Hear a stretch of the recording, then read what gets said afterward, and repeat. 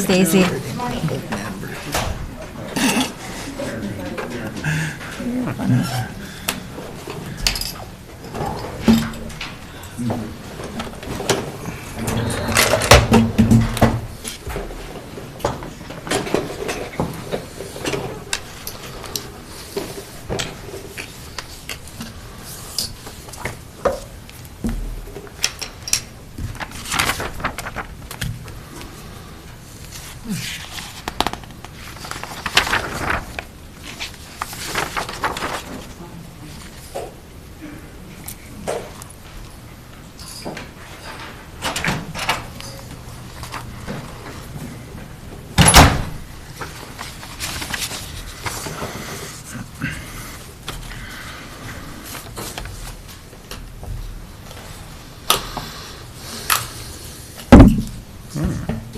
Hot mic.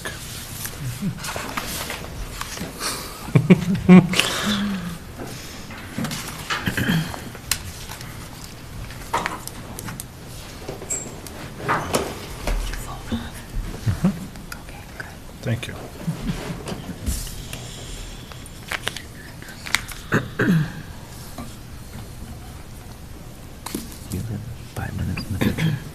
Good morning.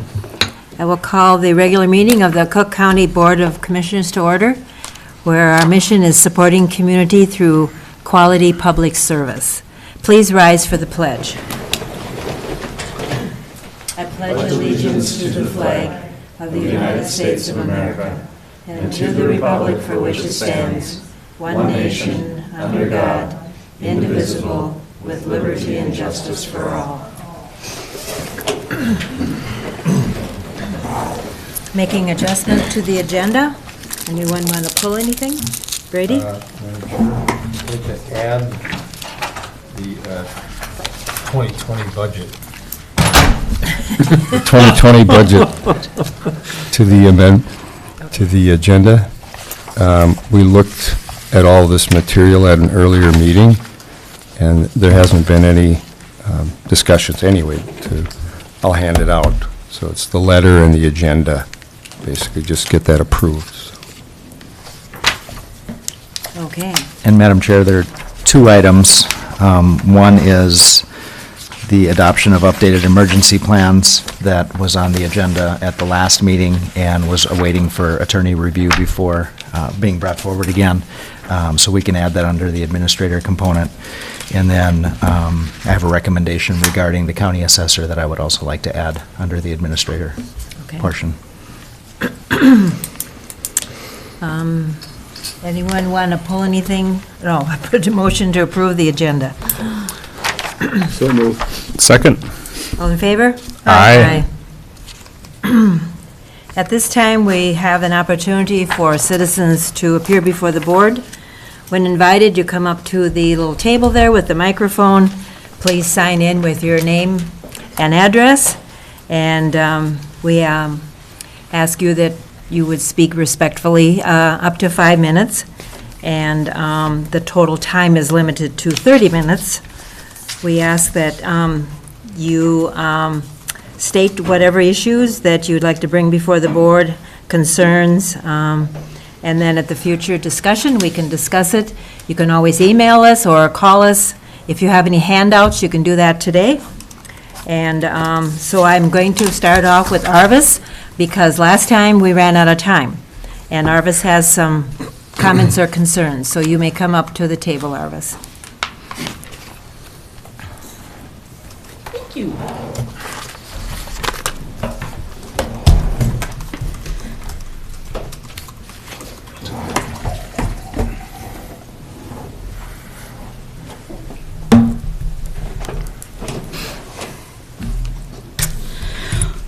Well, I'd like to start by going back to April 24th. There was a public safety minutes that I saw, and in it says that you are considering a Tier 2 facility for the jail. I'm wondering, where did we go with that discussion? I thought we were looking at doing some remodeling, the things that the jail actually needs in order to bring it up to date and get it up to speed and do the air conditioning and equipment and those kind of things. how did we get to a Tier 2? I thought our earlier discussions that Tier 2 and Tier 3 were pretty close to the same, except for some of the staffing and the things that you were going to be able to do in a Tier 3 that you couldn't do in a Tier 2. But the dollar amounts were not that much different. Please correct me if I'm wrong. There was also a mention of a GPS tracking system in that discussion on April 24th. GPS, for what reasons? When did that get to be a consideration? Secondly, I'd like to talk about the why and spending again. There are more things coming up with some remodeling. We have some leakage. We have to dig some holes. And again, our black hole is taking some more of our dollars. Does this ever stop? In the minutes from May 14th, there was a discussion about the building fund and the fact that it is 127% of budget at this point of the year. And 127% means that we're overspending, and we aren't done yet. And most of that is with the why. And it seems crazy to be considering every time we talk about the why. It's getting to be real tiring. I don't know what you can do. When do you finally cut your losses and say somebody either increase the rates at the Y, make them start paying for their share? What? How many more dollars are we going to have to invest in that was supposed to be such a great, fantastic deal? The third thing I want to talk about was the investment report that you'll be looking at. And I thought it was kind of interesting. I started trying to put the pages together, and I wanted to show you what this looked like. And this is only half on this side, and then you flip it over and there's half on that side. Have you ever tried to read a report that is strung out like this? How do you guys do that on the computer? I couldn't make head or tail of it. Why? What does this tell me that a simple little synopsis at the end couldn't have done? Saved umpteen pages of colored copy and made something that somebody could actually read. If you get many reports like this, I don't envy you your job. This is ridiculous.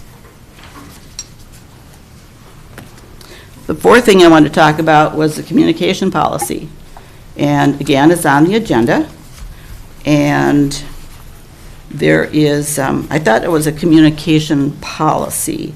I didn't realize that it was also going to be dealing with so many issues of compensation. And where I'm pulling from that is in the 220 pages, there are a couple items. It says, as part of what you intend to do, review and develop policy relating to board, committee, and county structure, public participation in the board process, and recording, revising television, public meetings. That seems to me to be what we are striving for, is to get better communication.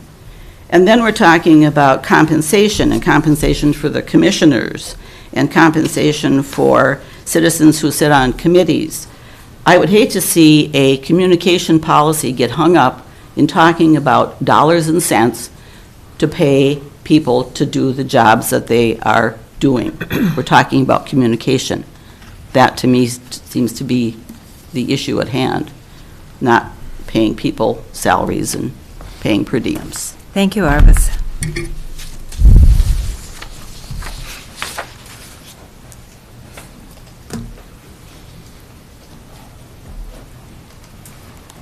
Meetings. Hi. My name is Diane Will you Anderson. sign in on the paper, please? And I'll sign in as I speak. Okay. My Thank name is you. Diane Anderson, and I was recently elected as the president of the Wilderness Shores Homeowners Association. And my purpose today here is to just provide additional background and information about the unique situation we're in right now. And I'll sign in real quickly here. And so what I wanted to share with the commissioners is we have put forward a repurchase application that was, yes, a bit premature in its work. We did it right in April. shortly after we learned that common property, community property, was in tax forfeiture. And my husband and I were the first property owners in Wilderness Shores. There's 16 lots. We were given a map. We were given all legal documents that indicated that we were part of a community ownership, which was the 16 lots in Outlot A. And recently in the newspaper, we learned that that property was put up for tax forfeiture. And the reason it was put up for tax forfeiture is that we were not notified that we were not paying taxes on it. All of the lot owners thought they were paying the taxes on it. So as we come to this point, I just wanted to bring up the fact that I've been working in close association with Brady Powers and Courtney to learn more about the statutes that govern this sort of situation. And I believe that Brady is going to put forward a proposal that we look at a statute that allows us abatement for a couple years past. Because right now we're faced with $2,000 in penalties on this property for unpaid taxes in addition to the taxes. The company that sold the property to us they had to return the property to the bank that had funded them, their lender. And the bank took on the taxes from that point, which was 2008 to 2012, and then indiscretionarily, they decided to quit paying taxes on it. And then in 2017, it went into forfeiture, and of course, it was notified in the newspaper. They signed a document, Premier Bank signed a document that said that basically no one in the association wanted the property, but we were never contacted. All of this comes back to the fact that years ago, the county recorded the community property separately from the individual lots. And that practice has changed, and for this very reason, because here we thought we were paying the taxes, we weren't paying the taxes, and it went into this situation. So my purpose here today, and I have a letter from a neighbor who has written a very good letter, and it proposes maybe a different approach to how we would resolve this, but I feel like because we really do want to move forward, close this out, finish it up, gather the money, and correct this back issue, I'm going to just move forward and say that I hope that the proposal that I believe Brady's going to present today will be something that we can all adhere to. So that's my purpose. Any questions? Thank you. Thank you.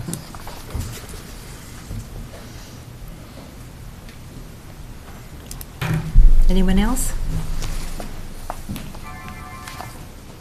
Okay, we will move on to the consent agenda item.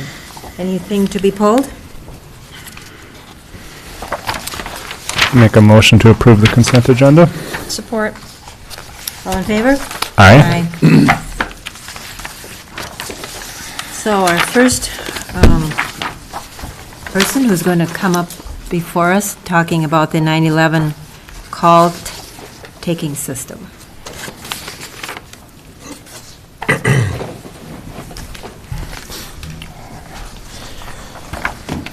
Madam Chair, Commissioners, thanks for having me. Yes, I want to, give you a little bit of information about our current 911 call taking system, and then ask for approval to publish a RFP to get information from vendors about purchasing a new call taking system. A little bit of background, our current 911 system is about 7 years old. I've been told that's really kind of the point where you start looking at new systems. Things start to fail, equipment. I would say right now our second dispatch station, we have some issues with volume, which is, we've troubleshooted it with the vendor.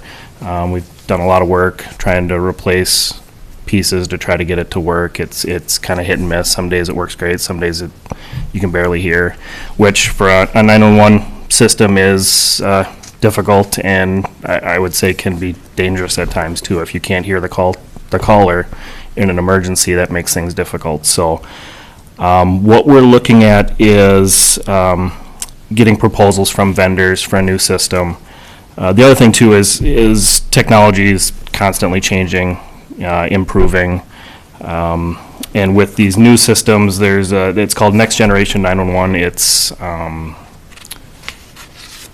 upgrades where you can take text to 911 calls.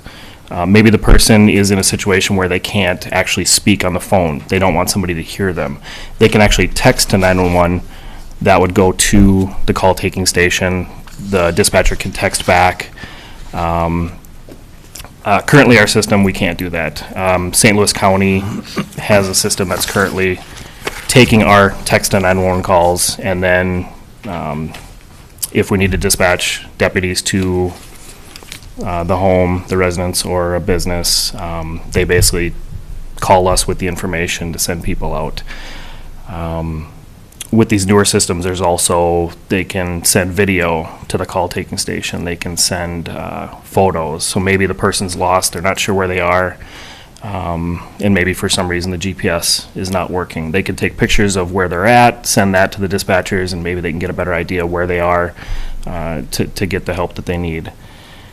And so just in the proposal, this is basically what would be posted on the website for vendors to look at. And then the dates involved on the, I think it's on the first page, basically gives the vendors opportunity to ask questions for us to respond, do demonstrations on site or online.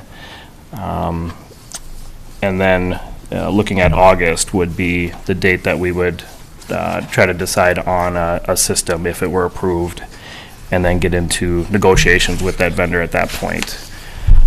Just to note, we are trying to do this in line with Lake County as well. What we're hoping to do is possibly go to the same system that they are.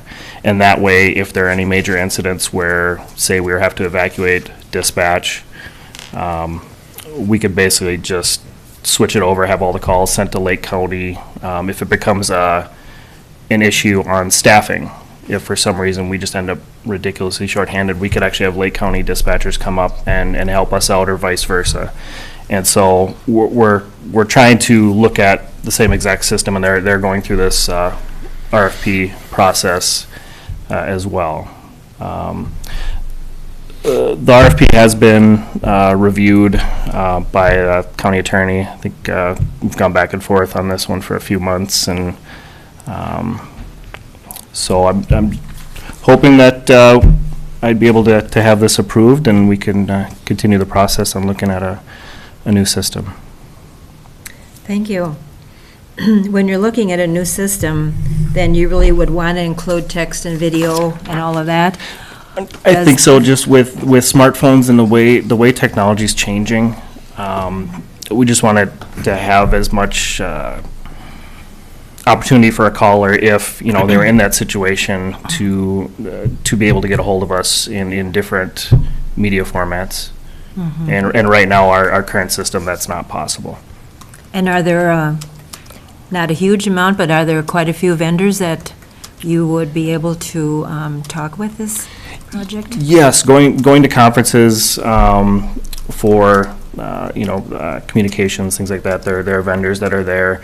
I've already reviewed at least 3 systems. I've heard from other PSAPs about a 4th system that are all very reliable. They're being used within the state. So I'm hoping by having this proposal out there that will be very competitive as far as cost, to try to keep the cost down by getting multiple proposals. Mm-hmm. And you would like to join in with Lake County also. So are you going to coordinate anything there with that? Yes, we will. We'll be talking with, or I should say, I will be talking with the PSAP manager down in Lake County as well, going through this whole process. Mm-hmm. And the plan is to look at when it gets to that point, mm-hmm. if we're able to purchase a new system, to be able to go with the same system, just so there's a lot of redundancy and backup coverage if needed. So back in May 22 of 18, we did approve a board bonding for this. So do you have any idea how much a new system would cost? I don't. it all depends on the vendor. You know, I've heard some vendors just do an annual, they do a 5-year contract and you pay once a year. Some you pay the full cost up front and have a 5-year maintenance contract, warranty. So it all depends on the vendor. Sure. But I think it was 134,000 that was. That's what we set aside. Okay. But there's additional money because the, forget the name of it, some of the other equipment purchases were less than we budgeted. So there's somewhere in the 15,000 or so additional in there besides the 134. Questions or comments? Mr. Mills? Is 5 years more of what we should expect out of a system? I've been told 7. Seven, So like okay. our current system, we still pay an annual maintenance agreement, but any parts that need to be replaced, anything, we pay that out of pocket instead of a warranty. But most vendors, I think, are usually at a 5-year for the equipment. But then if they want to go longer, we look at that for the maintenance part. Mhm. But then any equipment's not covered at that point.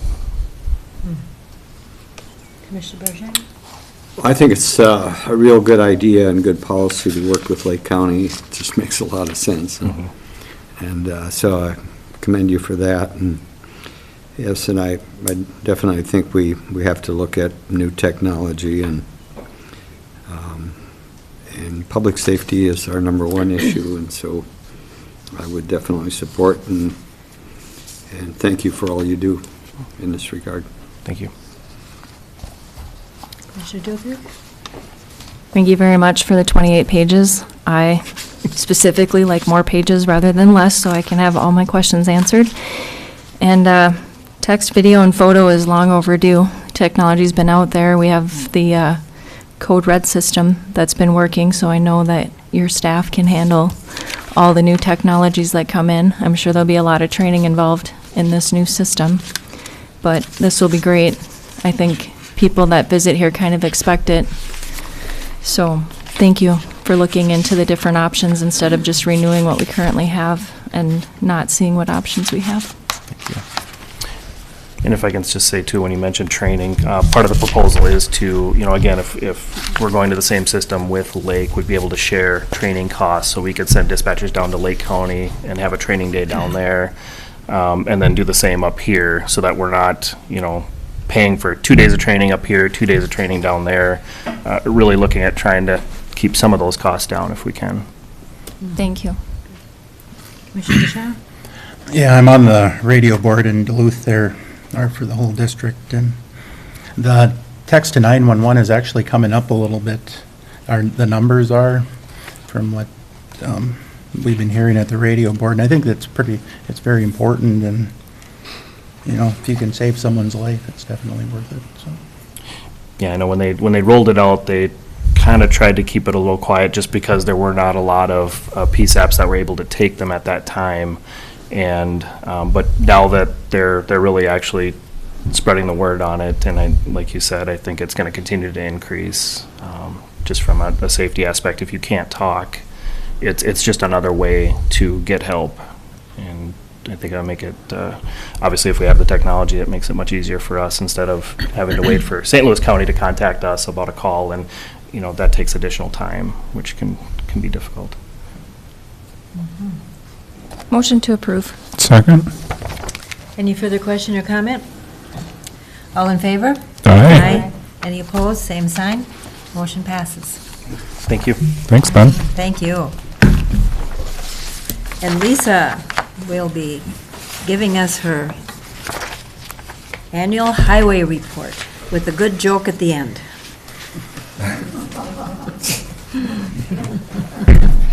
Don't disappoint us. I don't know about good, it is highway stuff, but yes, there will be a joke.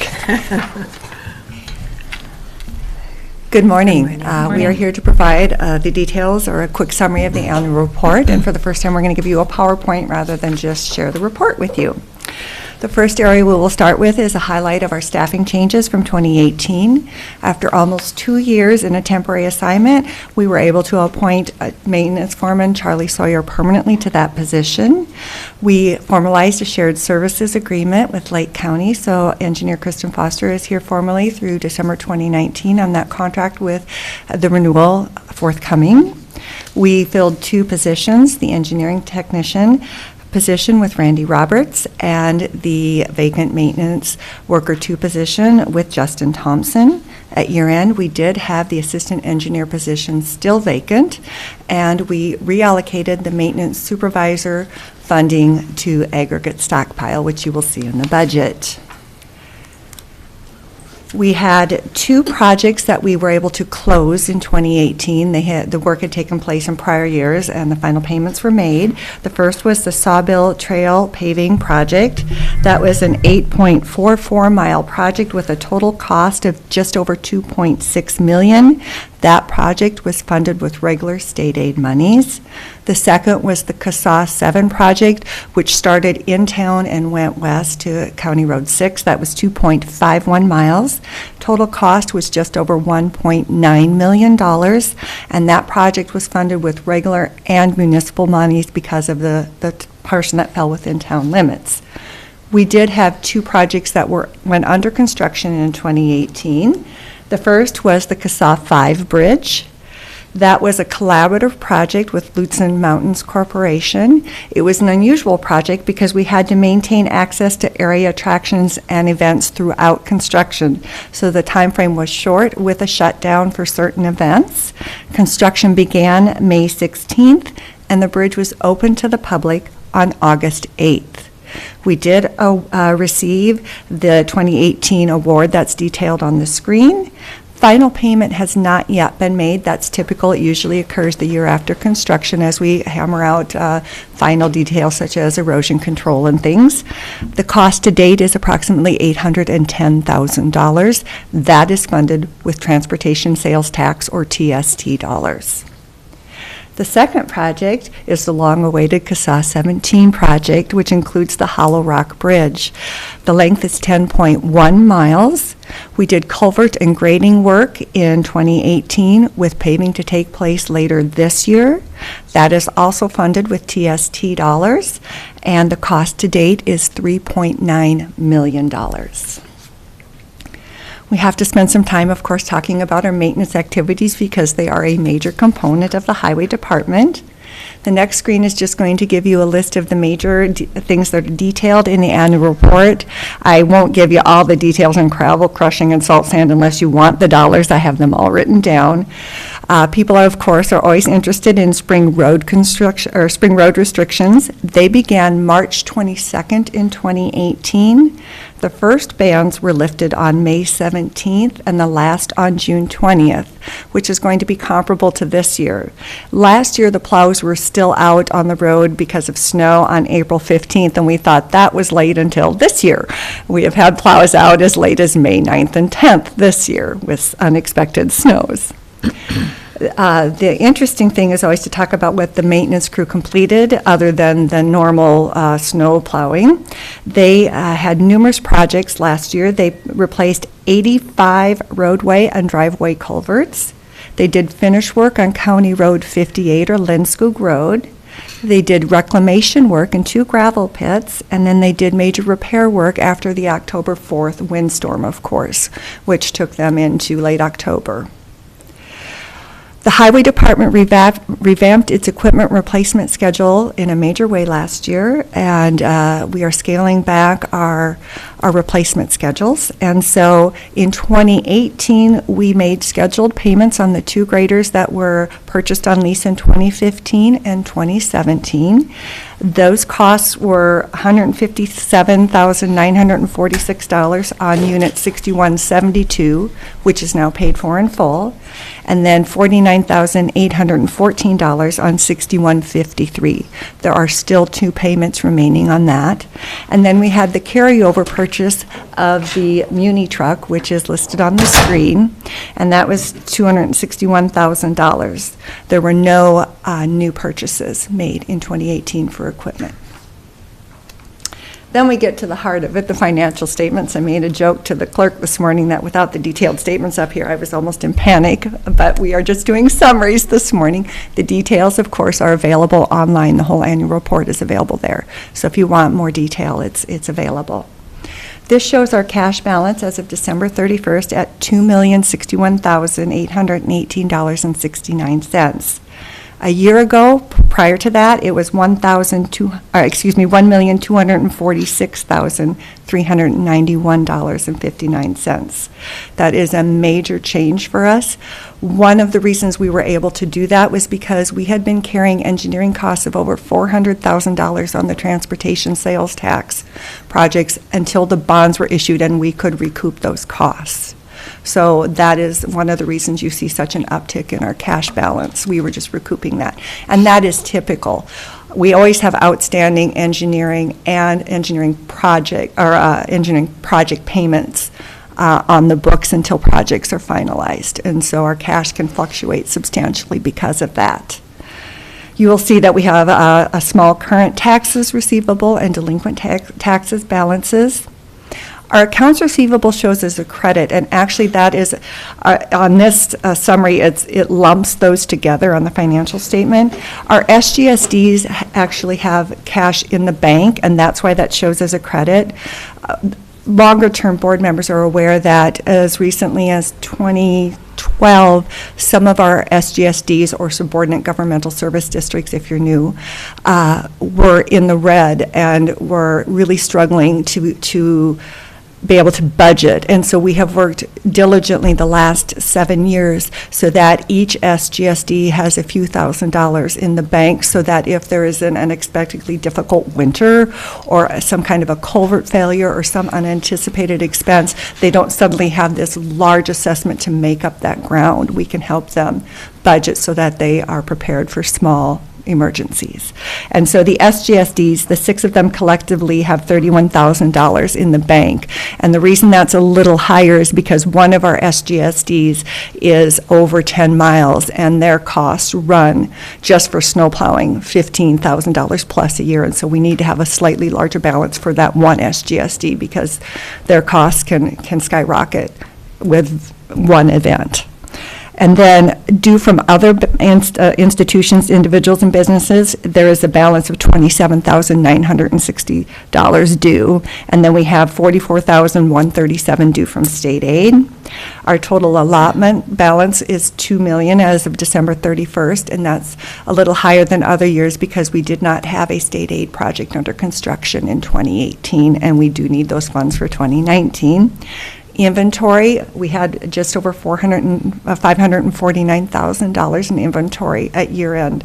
That includes our salt sand, our gravel, culverts, all of our equipment parts. And, you know, we have a little different situation because we are so remote. We stock a little bit more in inventory than other departments that have easy access to major equipment components within their city limits.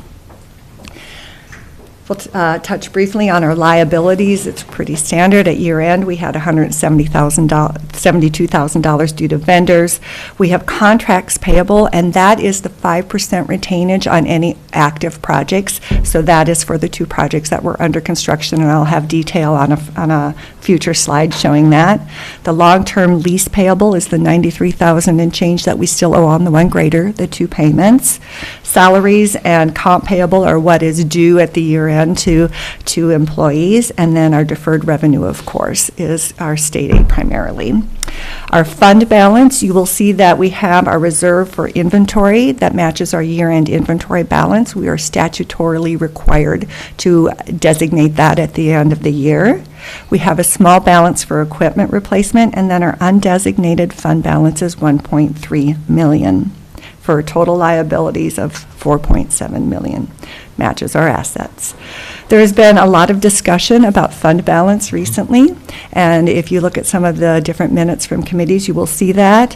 Discussions are underway about maintaining a fund balance equal to 5/12 of our annual operating budget. That does not include projects, because they are funded through special revenues. For our highway department, that would equal a fund balance undesignated of approximately $1.6 million, plus that $200,000 to $300,000 to cover an unexpected equipment or roadway failure. So that's our long-term goal.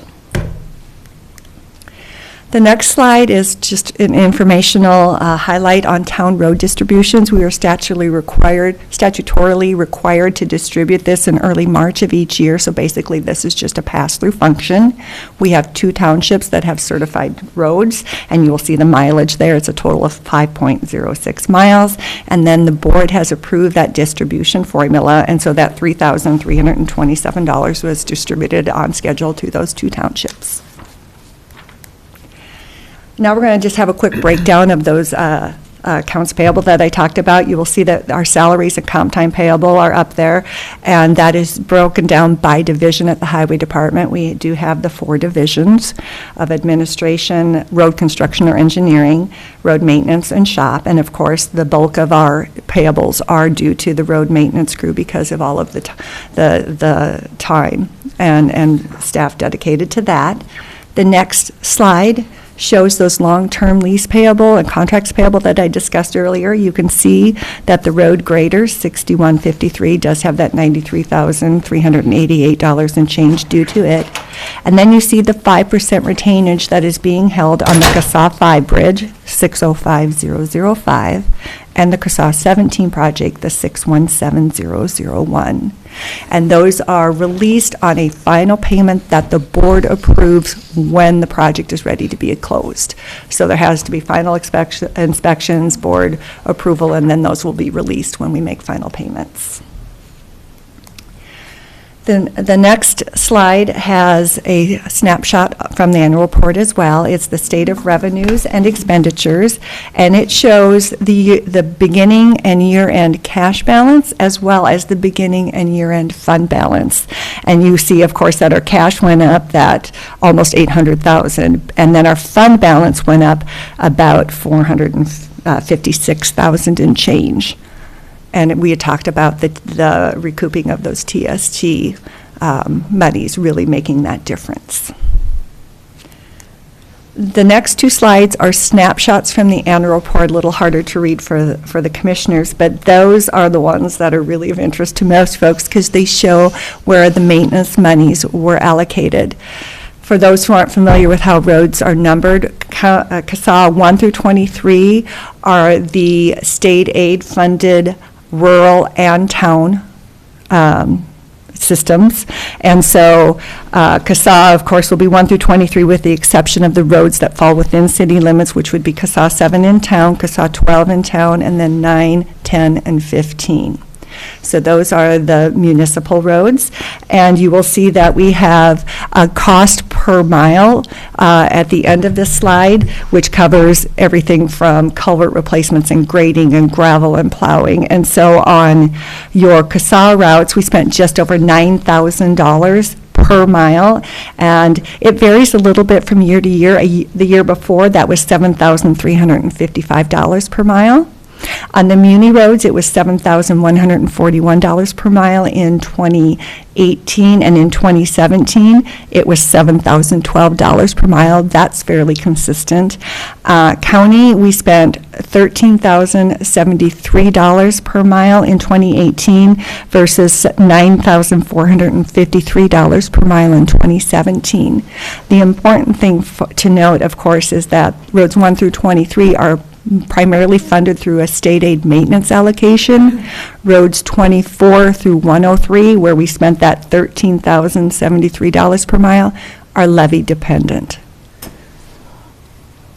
And the next slide, if people want to see it in detail, of course, you can go to the Highway Department site. That gives that breakdown of the major activities. For example, you'll see that there is snow and ice removal and traffic services and culverts and washouts and improvements. And it's just interesting for folks to see that, of course, it's the snow and ice repair, the traffic services, and the culverts that take the bulk of our time and money.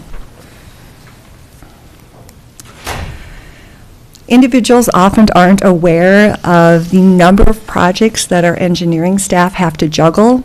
The engineering time frame is 3 to 5 years usually before a project actually goes to construction. So in 2018, our engineering staff of 3 worked on 13 projects. And you can see the breakdown of those on the screen. And the construction payments that we ran through the system totaled $4,928,000 and change, and the engineering payments, both our staff time and the payments to contract consultants totaled $516,000 and change, for a total of $5.4 million run through our engineering division in 2018. I also have a slide about the 2019 budget, because that's always of interest. We have a $9.8 million budget for 2019 versus a $10.9 million budget in 2018, and that difference, of course, is construction dollars. $5.4 million of that 2019 budget is for projects. We have $232,000 for gravel crushing, which is an increase of $82,000. We've increased our calcium chloride budget from $100,000 to $170,000. We just have the $49,815 greater lease payment.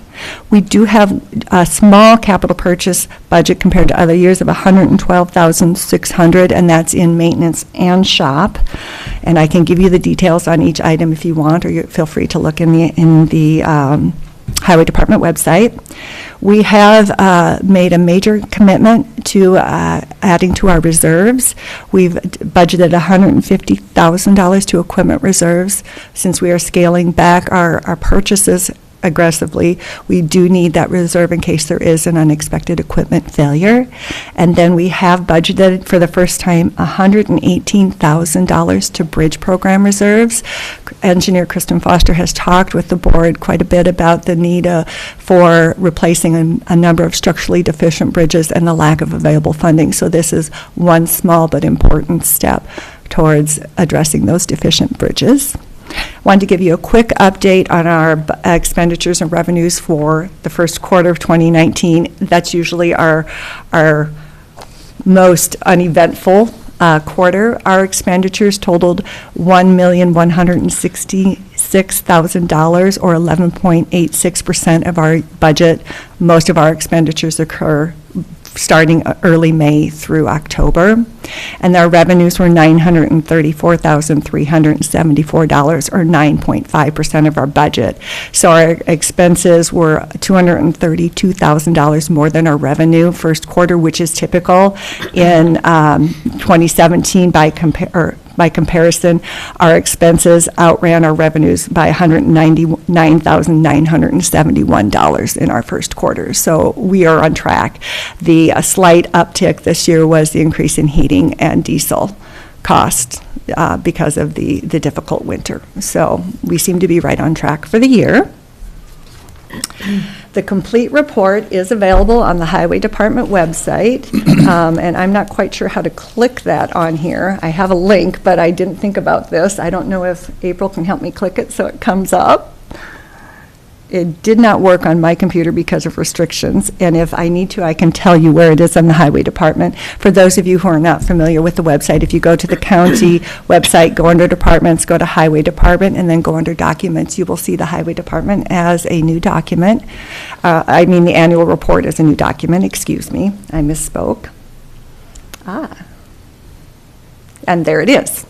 So that is just the first page of the annual report, and it is almost 50 pages in length because of the detail. I think it's 47 or 48 pages. And then if we can go back to my PowerPoint. Thank you, April, so much.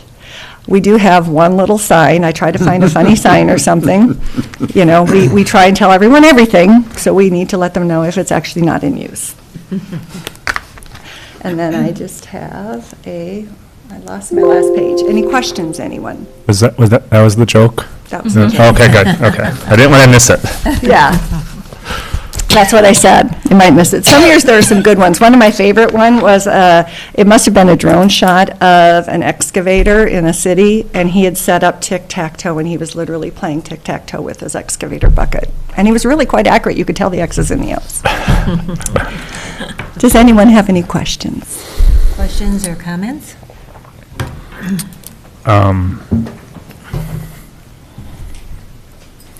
No. I was gonna, yeah, I may as well ask. I'm curious about when we're talking about the road maintenance costs of the three different, the CASA, the Yes, Muni. absolutely. I and- went and- over it fairly quickly, yes, sir. Well, that's, you did, I didn't think it was fast, but, I was just curious about, it looked like most of the county roads were gravel versus most of the CASAs and the Muni roads are pavement, and, gravel costs are higher, I'd assume, for maintenance versus the construction costs for, the paved roads are higher. Is that? Yes, sir, Pretty that is true. fair. And Engineer Foster is in the back if she wants to talk about the loss of gravel that we experience per mile per year. I don't remember the number offhand. Do you? No.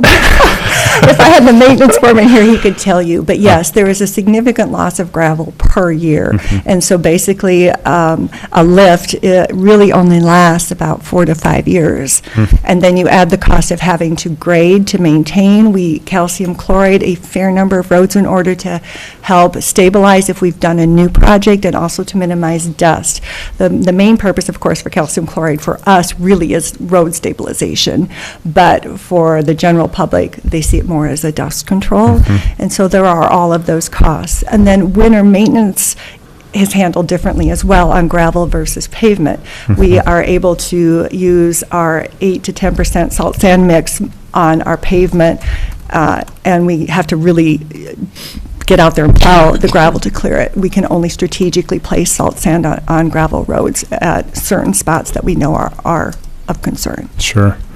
And so where I'm going with that is, it was, our cost per mile with the county roads are much higher, and that falls on levy dollars. That is true, sir. And so if we were to look at ways to reduce that cost, it seemed like, and I'm not a big proponent of paving the earth, but it seemed like perhaps paving would be a potential strategy. But it also is dependent on traffic, right? That's what I was Right, going to so we say. have to find that balance, and I'm sure you're doing that, and, but I'm just, trying to stay in the loop there. And so. one of the purposes of that 20-year transportation plan that is under development is to help us strategize for that, because of course, when you're talking about paving cost of how much per mile right now, Engineer Foster? She's looking it up. If we were going to give an estimate for paving per mile. Ugh. That varies. I don't provide estimates per mile on purpose. Okay, my bad. The previous engineer did, so I'm still learning, but easily, you're talking upwards of $1 million a mile to get it to where you can pave and to pave, and so it takes long-term strategizing, leverage of transportation sales tax, other funding that Engineer Foster is always looking into to really come up with a viable plan as Right. costs continue to increase and our traffic counts increase because of tourism. Sure. That's the other reality that we're dealing with. Sure. Yep. Thank you. I'm glad I asked some of those questions. I appreciate the fact that you're putting some money aside for the reserve equipment and also for the bridge. Appreciate that start very much. Engineer Foster is a brilliant financial mind. We are lucky to have her. Yeah, I would like to commend you for your fiscal management, and I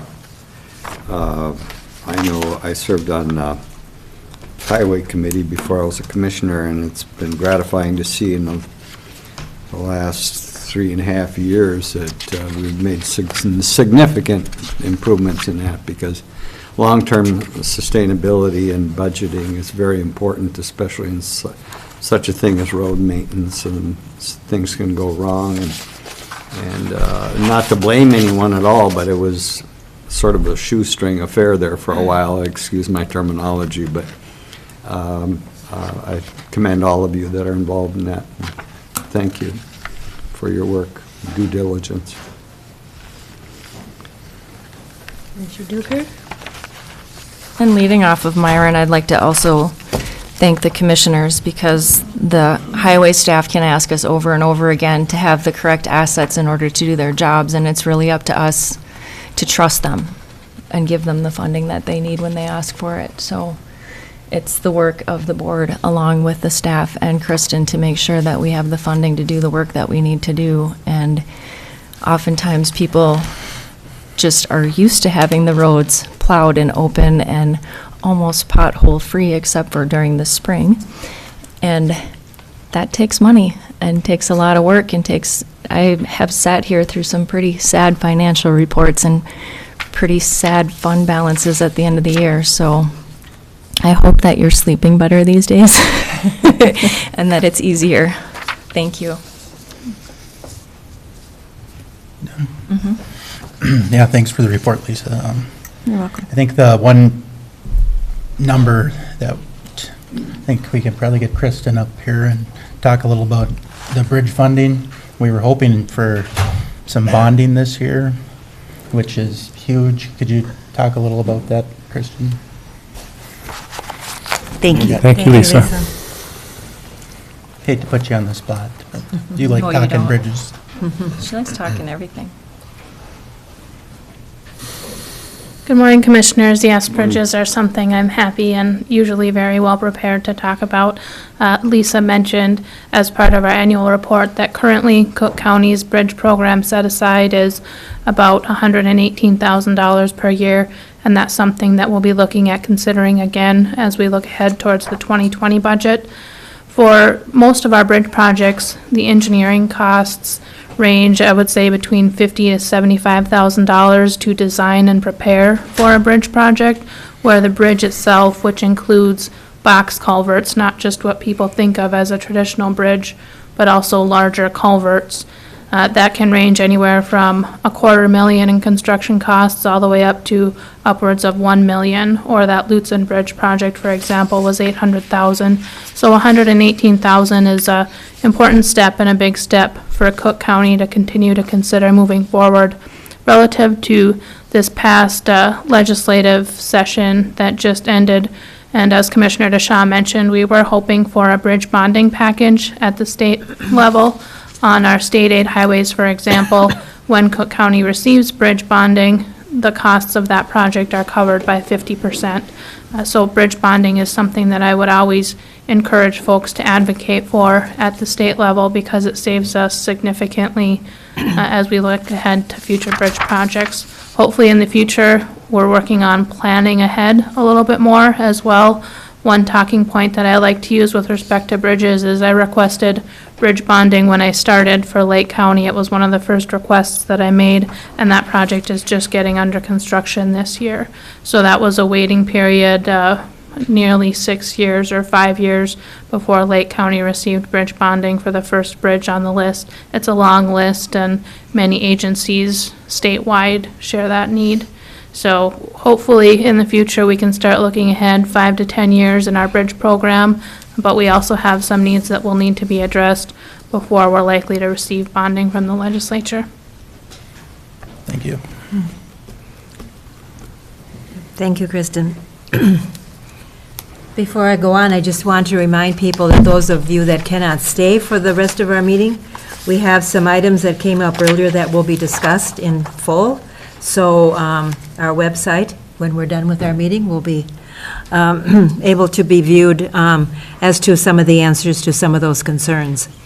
So now we will have the Gunflint Trail over Seagull Creek presented by Randy Roberts. Good morning. Good morning, Madam Chair, Commissioners. Here requesting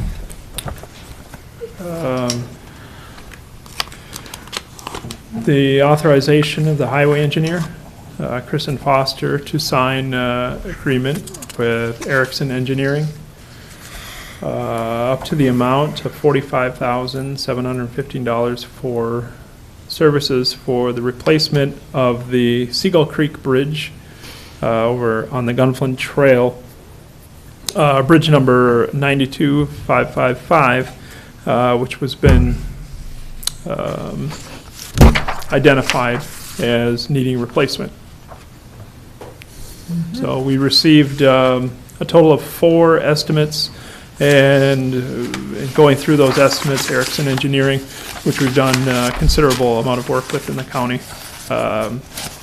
their proposal was the most cost-effective and the most detailed. estimate that we received. Okay. Questions, comments? Speaking of bridges, Commissioner DeShaw? What say you? This is, I think, how many do we have? 13 I'm sorry? deficient bridges? 13 bridges that didn't pass the inspection last year? I believe, yeah, there's a considerable Yeah, amount, so yes. This is one of them, There's one. yeah. All we can do maybe is one at a time. Yeah, we'll get it. We'll get it. Mm-hmm. I don't need to agree to know that this bridge has some issues. Yeah. It's pretty obvious. I know the residents are pretty excited to get it fixed, but they're a little nervous about to what extent it's going to take to fix it, but thank you. That's a challenge. It is a challenge, and Mhm. you know, they like things to stay where they are, especially in that area, so. Mhm. Commissioner Bergeron? No comment. I really appreciate their Yeah. their proposal and it's very interesting, I think unique situation and the landscape there, and I can see the difficulty there with the temporary bridge, and that'll be really interesting to see, but thank you for bringing it forward. Yeah, just to clarify, the proposal is for, just to look at, the initial proposal is to investigate what options we have. One option, which is the cheapest, obviously, for the design, is a box culvert replacement.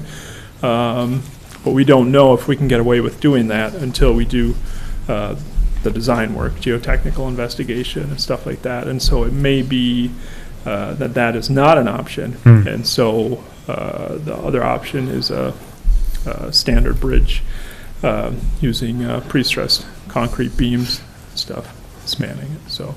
Is that more the fear that the residents are having? Is that, oh, That's- okay, yeah. And that's just It's gonna. okay. Yeah. Change sometimes causes. Well, yeah, you a gotta little do what you gotta do, and Yeah. you'll find out with the engineering, so. angst. Motion to approve. Support. Any other questions or comments? All in favor? Aye. Opposed, Thank you. same sign. Thank you. Thank you, Randy. First 5 days and So Todd Smith, Bruce County had 9 tax minor ones. Wow, that's huge. you have an abatement for us. Good morning, Commissioners, Madam Chair. Morning, Todd. I'm requesting today the approval of 2 abatements, as you have in your paperwork. The first one is for Edward and Christine Hedstrom. It's on a property that's located up on Hungry Jack Road. This was part of our 2017 field work up the Gunflint Trail. And when we reevaluated all the properties up there, this property was revalued to, and it was assumed that it was a buildable lot.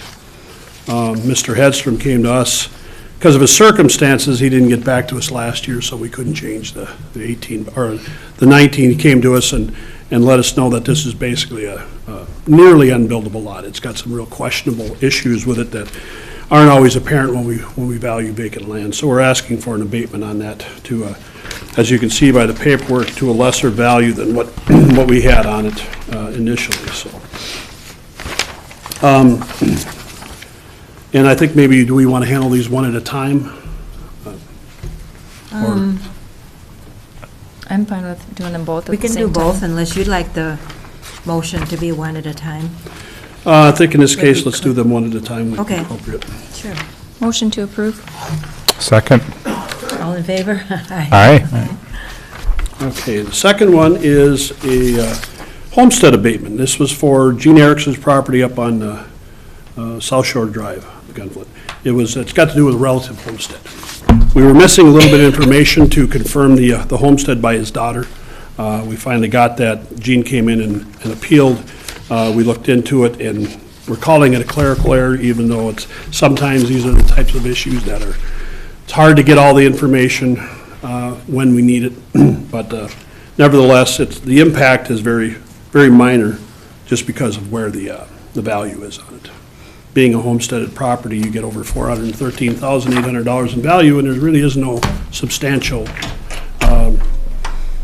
advantage to being homesteaded anymore because of tax structure. So just the taconite credit is where this one changes, so. Motion to approve. Second? All in favor? Aye. Okay. That's it. Yes, thank you, Todd. Thank you. Thank you. Auditor, Mr. Brady. Madam Chair, the first item is a revolving loan fund request. The committee met last week, June 3rd, with Jan Sievertson. She's in the audience, I see, in case there are any specific questions, to request a $25,000 loan for a term of 8 years to be used for improvements to Sievertson Gallery with a personal guarantee as collateral, and authorize the county auditor to sign the loan agreement. The 7 members of the committee met last Monday to review the application and financial documents, which included improvements to the gallery, primarily to the website, and then some equipment for framing, printing, image capturing. This is going to improve her ability to serve the public year-round without adding wall space, as they can see the wall space on the website. We reviewed the financial statements for the last 2 years, balance sheets, and the committee believes that a personal guarantee in this case gives ample security for this loan. The applicant, we're only providing 1/3 of the loan. The other 2/3 is provided by the equity of the applicant, which demonstrates, along with the financial statements, we saw her financial strength. So the personal guarantee, we believe, should be sufficient. And an 8-year loan. So, request any questions or approval? Questions? Commissioner Duker? Amazingly, I am not related to Jan Sievertson, but I will be recusing myself from this vote. As you all know, I am Jan's bookkeeper, so I played a large role in providing the documents for the approval of the application, and I am also a sales staff for Jan, and so I think it's in the best interest that I not vote on this. Okay. Commissioner, I'd like to make a motion that we approve this loan to Sievertsons. Second? any further questions or comments? Madam Chair, I haven't, I'm not super familiar with the process here, and I did have an opportunity to speak with Jan and ask a little bit of a few questions. But typically, how long are the revolving loans? They can go up to 20 years, and that's when it involves real estate. And in this case, equipment would be 10 years. So it's shorter than that. Mm-hmm. Thank you. That was my final question. Well, the the business is certainly a great asset to our community. She's been here a long time, also having another gallery, and we like to support small business, and so I'm very pleased that we do have this revolving loan fund for folks like her. And she's estimating to add about 2.5 staff, some administrative, some additional framing, et cetera, if it causes growth to the business as she's hoping, so. Okay, so we've had a motion and a second. All in favor? Aye. Any opposed? Same sign. Motion passes. The second item is the annual investment report, and Arvis got to my apology first, before I could apologize. I didn't realize that the background information was in the attachment that I sent. I thought it was just the report, but you got the report. There should be a report in there behind all of that detail. 117. I like the detail, Brady. Yeah, Yeah. I knew you would. So there's a 2-page, it's I got like it, but for the another pie reason. charts on it. And so that shows you, in 3 parts. This is as of 12/31/18. You can see our total investments, just over 25 million, and how it breaks down by the agent that we use, Wells Fargo, Magic Funds, Security State Bank, RBC Wealth Management, the Credit Union, Grand Marais State Bank. And then the second block tells you the maturities. How much is at 56% is at 6 months, and so on, smaller amounts. And then the third and the last page is by investment types. It tells you how much we have in certificates of deposit, how much in money market funds, and the other bank checking savings is actually primarily money market, but which category do you put it? Because it's bank checking savings, but it's at the Magic Fund, basically. And then the final is government agencies. A little background on this is that this has gone up about 9 million since last year, the total funds, and over 5 million of that is the bond funds. That we spent about half of that, of our $10 million bond. The rest of that is sitting here waiting to be spent this year. And then besides that, our sales and transportation tax continues to rise pretty quickly, so we added 1.2 million in 1% sales tax and transportation sales tax. And then our 3 main operating funds, as you've already heard from the Highway Department, the Budget Committee heard from Human Services, their fund balance went up, and the general fund balance went up, so about 2.3 million in those 3 main funds went up. So kind of across the board, increases there. Some of it temporary, some of it hopefully not temporary. The earnings. The last item on the back is there shows our earnings history back from 2000 to 2018. And it used to be fairly clear up until about 2012 because it was just our cash earnings. And then GASB, General Accounting Standards Board, changed, and they required some things that actually affect the audited earnings. So I've adjusted this report to show that. But, for example, 2018, we're showing $416,000 of earnings. That's cash earnings. When you see the audit come out for 2018, that'll probably be about $260,000 because they're required now to value your investments as of 12/31, and not only your investments, but if you had any penalties, et cetera, if you called all your investments. So let's say there was a crisis and I had to call up on December 31st and say, cash everything in, I want a wire tomorrow. You would have to take losses on certain things. The government, agencies, you have penalties on your CDs, et cetera, which points to why our maturities are really weighted in the short term because we don't take penalties on these things.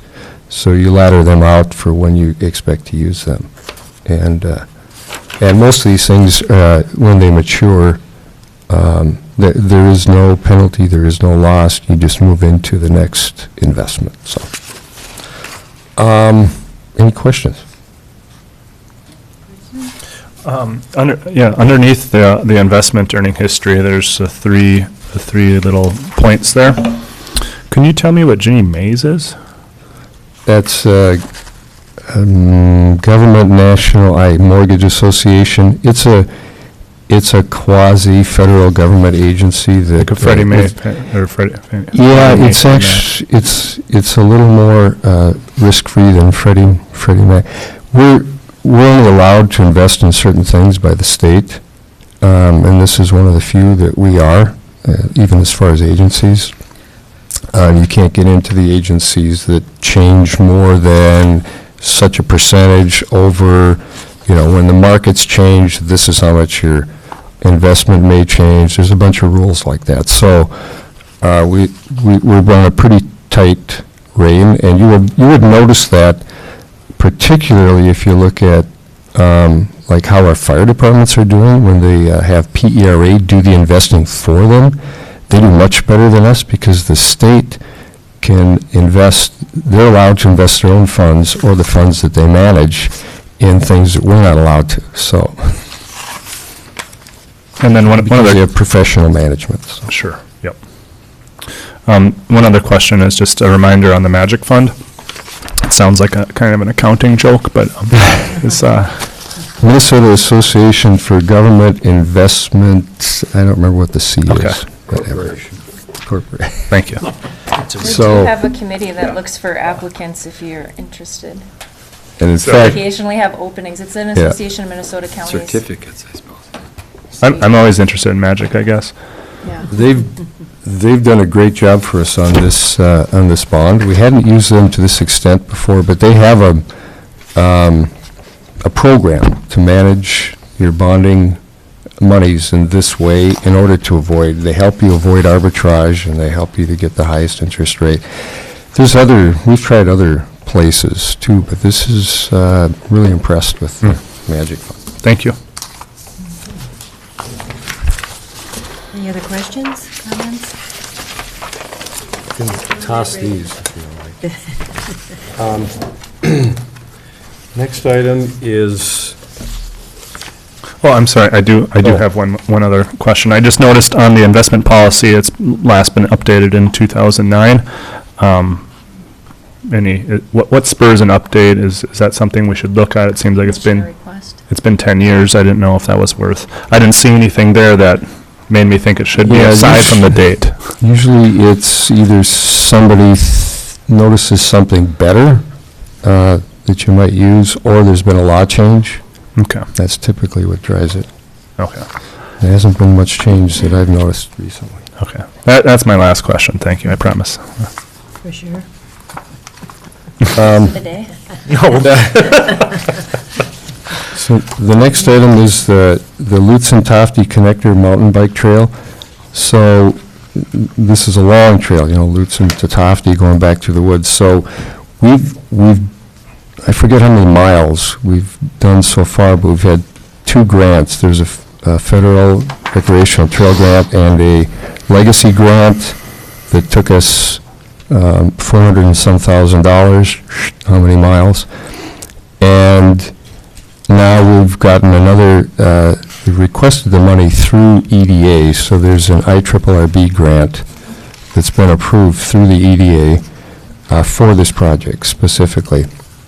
So this request is to amend the agreement with Rock Solid to do the work and a financial agreement with EDA just to document how that money will transfer to us. It's required to be for this job through the IRRB. Rock Solid, we don't need another bid because they bid the whole project, which we approved, but we only had so much money, so we approved their contract for that much money that we had at the time. So this is just amending it for the additional $375,000 and how far that will take us. Make a motion to approve the amendment for the agreement. Support. Questions or comments? All in favor? Aye. Aye. Opposed, same sign. Motion passed. The next item are tax forfeit repurchase applications. I'm going to read the generalities, and then we could approve them each. There's 4 of them. So, in general, all of these properties have gone through tax forfeit, but this is kind of the last step before it would go out and we might have public sales, et cetera. So, certain people can request a repurchase, and that's the owner or certain qualifying relatives. So that's what these cases are, owners or relatives. The board can approve repurchases for either of 2 reasons, either due to a hardship or because the board determines that repurchase best serves the public interest. Each applicant has noted hardship either due to not receiving notice of the forfeiture. 2 of them were relatives living in other places, and one was a homeowners association whose official point of contact for the common parcel was a bank that did not forward forfeit notice, and one was a previous owner citing changes to postal service in Duluth when they switched down to the Twin Cities. But notwithstanding the notice situation, the board can find that it best serves the public interest to return the properties to former owners or close relatives. It's a requirement of repurchase that the sales price includes taxes that were levied, that were unpaid, any canceled taxes, any taxes that would have been levied had the parcel not gone forfeit, like in the last year, the costs of forfeiture, penalties, interest that would have applied to the parcel if it had not gone forfeit. So the first one here is Jason Young. He's the heir to Tracy Erickson, who lost the property. The notice of expiration, you can see, was posted, published. There was no known address on file. So, and this being a grandson, did not have access to this information unless you got the granary paper. In that case, we've calculated all the payments or penalties, et cetera, and we're recommending to remove the penalties, cost, and interest for the last 2 years, the $221.09, because due to the lack of notice. Next is the actual application of the applicant. This has to be approved by resolution, and I would ask, unless you have questions, this is our recommendation to approve this resolution at the cost shown in the notice. So moved. Second. All in favor? Aye. Opposed, same sign.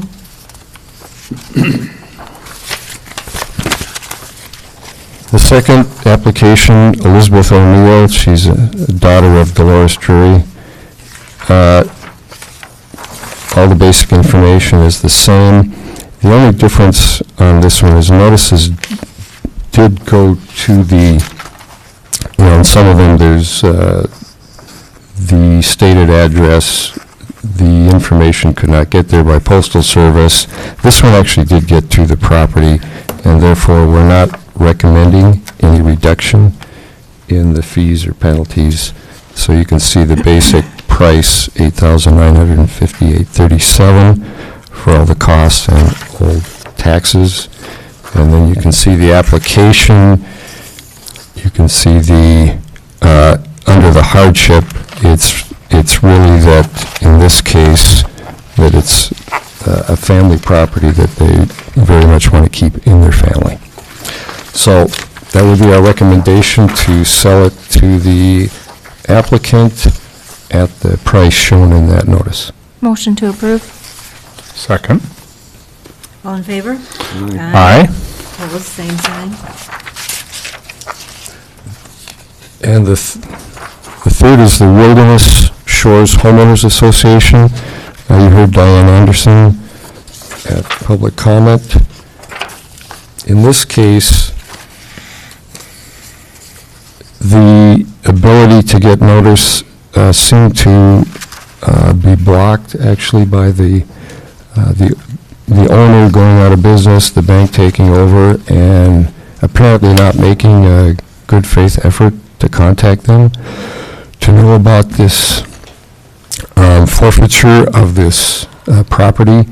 And just as she alluded there, the assessor's office does not handle these in this manner anymore. There are lots of them out there like this, but the outlots are valued on all of the other properties, so there's no keeping track of the outlot and who's paying it, and it would that one be going forfeit, as in this case, because if you pay your own taxes, the outlot's being paid. So, but given this lack of ability to notice, our recommendation, what is shown here in the notice is $6,138.41. Well, we're recommending now that under the abatement statute, 375192, we can abate taxes the current year and the previous 2 years, not just the penalty and interest, but the taxes. And so we're recommending that we do that. That's as much as I'm aware that we're allowed to do, and I would like to do that. That would be in the neighborhood of $4,700. Motion to approve. Second. All in favor? Aye. Opposed, same sign.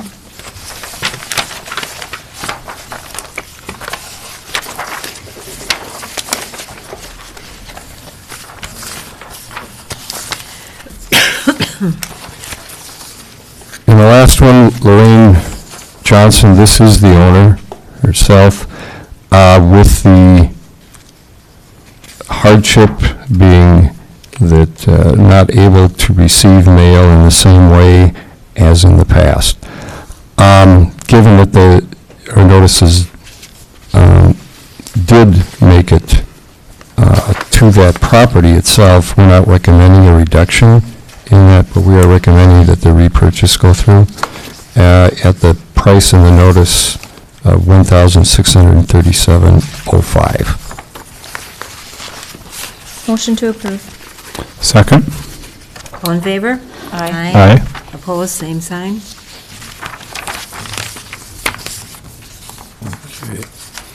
The next item is a request from a proposed subordinate service district in the Camp 20 Road area. They're requesting to set a public hearing to consider establishing a subordinate service district for 3.7 miles of Camp 20 Road. Before there would be an adoption of a subordinate service district, the board must hold a public hearing. The applicants have sent out a petition. Now, there's two parts to that statute. One is applicants can petition, and if they meet the statutory requirements, then the board has to do a public notice. We haven't standardized whether they have the ability to make that petition, or they're qualified voters, so we're still looking at that issue. But the board can do this under their own authority. So what they're saying is, we're putting out this petition to do this, and we're asking the board to do it under their own authority, because we're not going to try to determine whether it meets the statute or not. But they're demonstrating that they have met the requirements of the petition that outline the work to be done and the area to be done, and they've gotten responses. It's not a high response rate. There's 72 properties, and they've got just over 20 responses at this time. But given the timing and their desire to try to have this happen before the winter, they would like to set a public hearing and continue to try to contact people, and possibly there would be enough evidence before you to approve it sometime later this summer.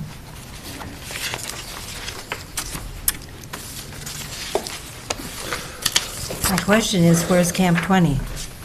Up in Holland. Second page is a map there. Well, it doesn't look very good. County Road 70, It's what? County Road 70 goes up and stops, and then it turns into Camp 20 from there. Oh, okay. I can't believe there's 72 landowners involved in this. Yeah, it's a long stretch, and it includes people that not necessarily living on that stretch, but that access through that. Goes past Lost Lake, and So what are your suggested dates, Brady? Don't we have certain requirements? We have to do it after so many days, but before so many days, Well, then- after a certain hour, before a certain hour, and the notice requirements are like 7 to 10 days for an event to take place, but it's 30 days after the public hearing before it would take place. But I think in order to give them time to continue to contact people, and I would set it out a month. You could either be the last meeting of this month or the first one of July. And can you educate me a little bit about the subordinate service districts as far as, I mean, my understanding is they're formed when the county is not willing to take it on as a county road, and it's more of a... Most of these we're not allowed to. This is a DNR road, so people have bought out in, distant places where there is no service. We can't provide service there, but this is the one method where we don't actually provide it, but we, I don't know if you've seen these, so the highway department manages it, and they put out bids, and then private contractors actually do the work. This one's a little unusual, unless you know Camp 20. It requires a lot of work to get it to a point where somebody can maintain it. So they're looking at a minimum of $70,000. which is probably why they don't have all of the petitions here from everyone. So it's going to take a little work for them to get everybody, or a substantial number, on board. Just want to make sure we weren't shirking our duties, but this seems to be the best path. Yeah, it's just the statute allows us to do things that we are allowed to do, such as roads. It could be water projects, sewer projects, could be things like that. We've only used it for roads, but it just, and you can't substitute it for the other work you do, like to do it on a county road, because you're already providing that service. And we have, what, 4 or 5 already? Oh, More? at least, I didn't count them up. We got at least 6 or 7. We've got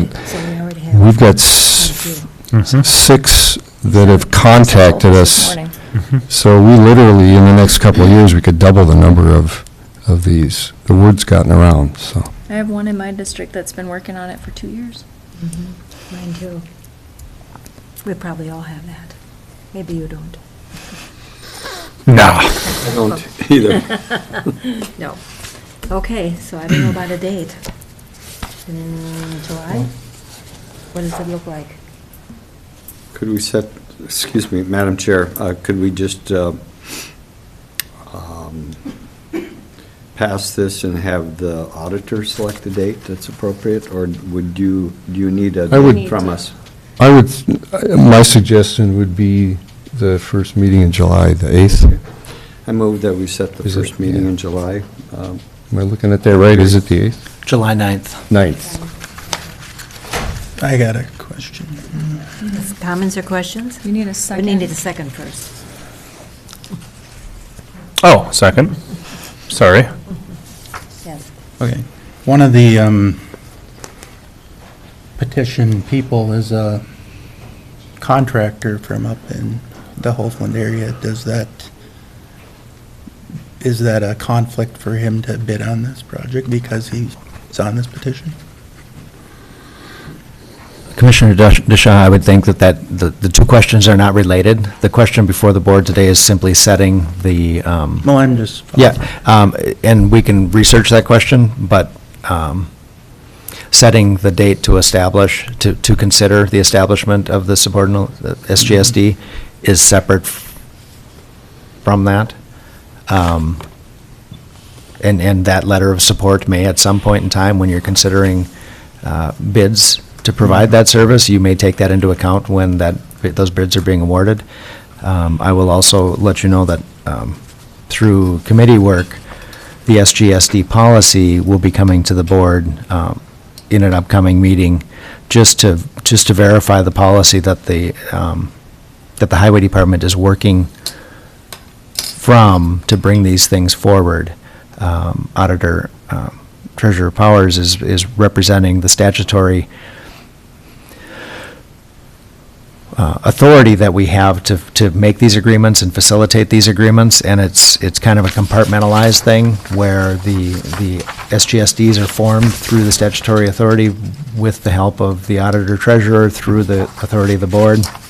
And then, once that scope of services has been defined and that SGSD has been formed, then they work with the Highway Department to actually facilitate the bids to provide the services that they requested as the SGSD. So the two elements, the creation of the SGSD and then the provision of the services for the SGSD are separated. So I don't know that there would be, but how you would look at that is up to you as a commissioner and as a board.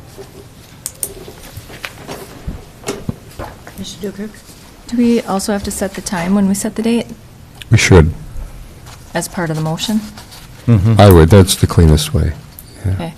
And I will not be at the July 9th meeting, but I don't want to push this off till the 23rd and prolong it because it's going to be a tight window with the 30 days and then putting out requests for bids and everything else. If I could include in my motion to set 10 o'clock. Sounds reasonable.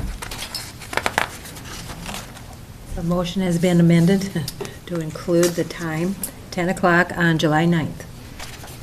Any further questions or comments? The second has to support the amendment before we can vote. I'll support the amendment. Then, any other comments or questions? All in favor? Aye. Opposed, same sign. Motion passes. July 9th, 10 a.m. And then the add-on I requested for budget, I call.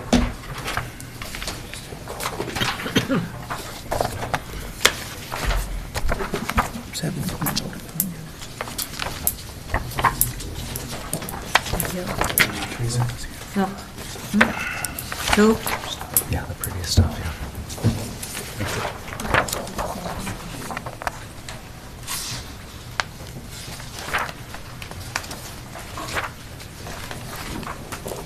So this was presented previously, at least at the Budget Committee. I don't remember, did we, I think it was a workshop of the whole.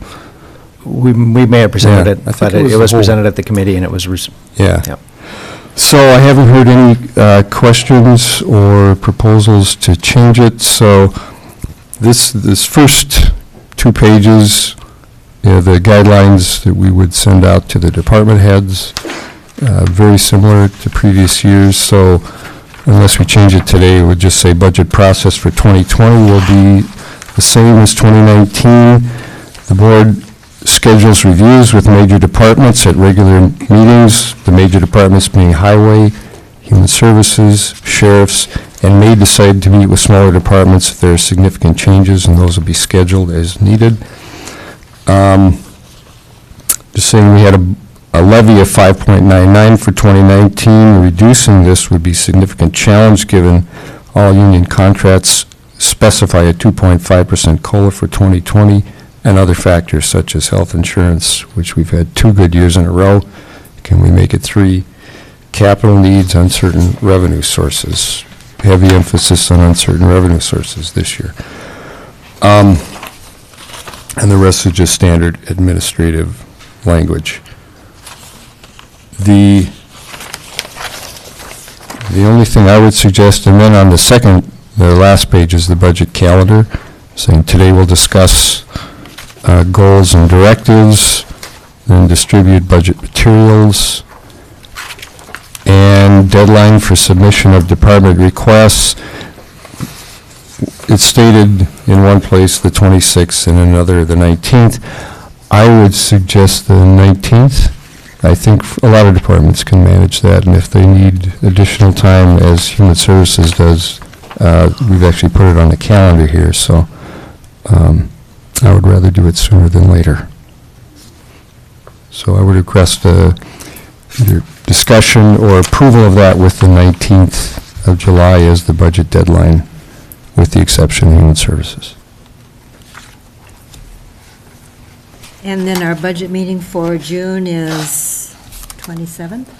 2 weeks. 2 weeks. 2 weeks from today, so Okay, so 25th. 25th, okay.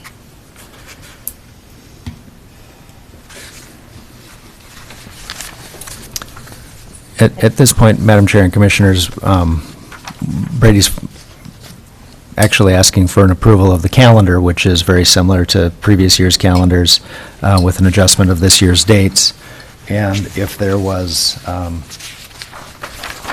any subjective question in there, it's that paragraph you went through on the first page that identified that last year's levy increase at 5.99%.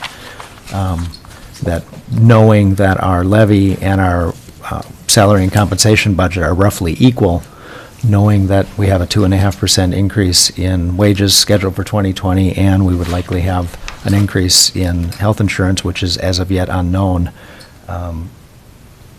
we're probably looking at 3.5% to 4% overall levy impact simply to accommodate for wages and benefits. But also at that point, he's leaving the door open for the commissioners to talk about strategies or goals or other items for us to consider as we start the budget process for this year. Anything that we want to include in the direction that will go to the department heads, that will go out at our next, that'll be coming out as soon as this information is approved by the board. And then our town hall meetings are scheduled for August 26th through September 20th. So we will have more budget information and more things for the public to question or concern or whatever. So that's good that that's already scheduled. Is that fair to everybody? The 26th we start? Okay, so we're approving the calendar right now is all we're doing, right? And providing any direction that you want Auditor Treasurer Powers or myself to give to the department heads as they're preparing their preliminary budgets. Questions or comments on that? Go ahead. Commissioner Bershon.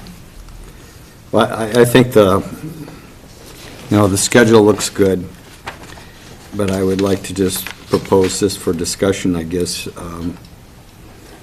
and any action to pass on to the department heads, but I think I've been on the budget committee for a couple of years, and I think we've done really good work in straightening out some things from a financial perspective in regards to our fiscal planning and how we go about conducting our business. And I think that we've made some, corrections and adjustments that hopefully have, straightened out the fund balance issues, and we're becoming far more healthy as an organization, as a government. So I think at this point it would be good to introduce for discussion and pass on to the department heads that we try to hold the line as much as we can,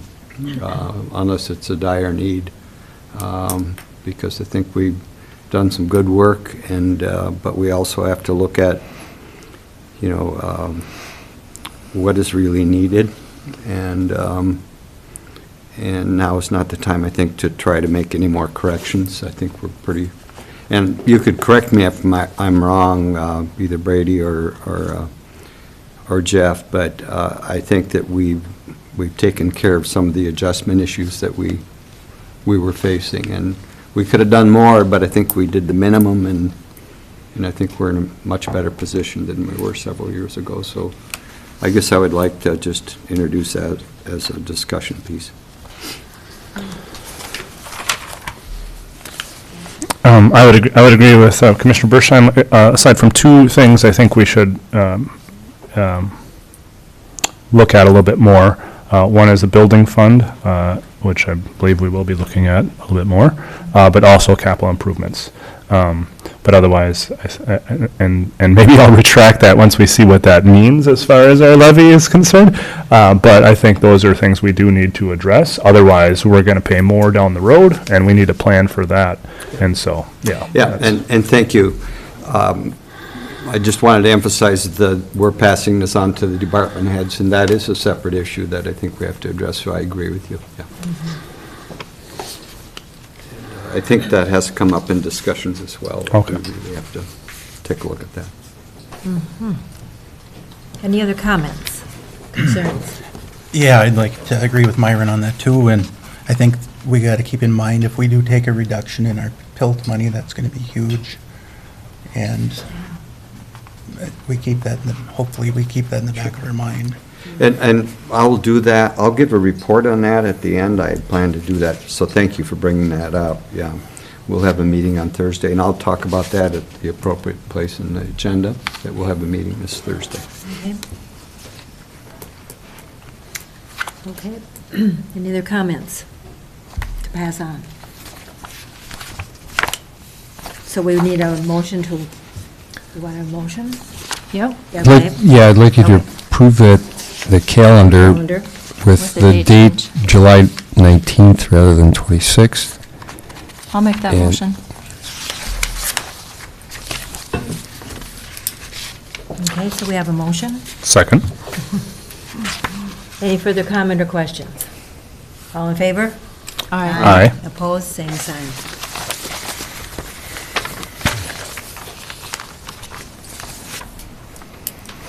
And that's all I have.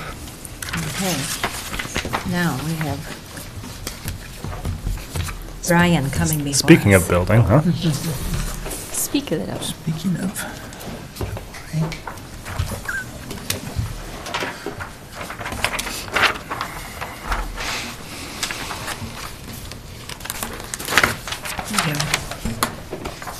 Thank you, sir.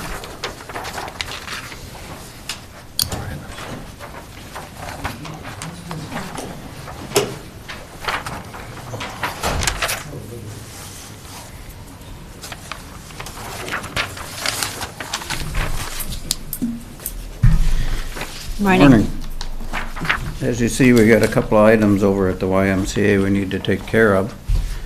First off, the lower, I guess it would be the lower left picture of the potholes and stuff in the back parking lot. We need to do something with that, and the school is willing to pay for half of that with us. If you go around the pictures, the one on the top left is of the front entryway. As you can see, it gets worn way up by the corner of the building. We looked at putting a sidewalk over there. Jeff and I talked about that.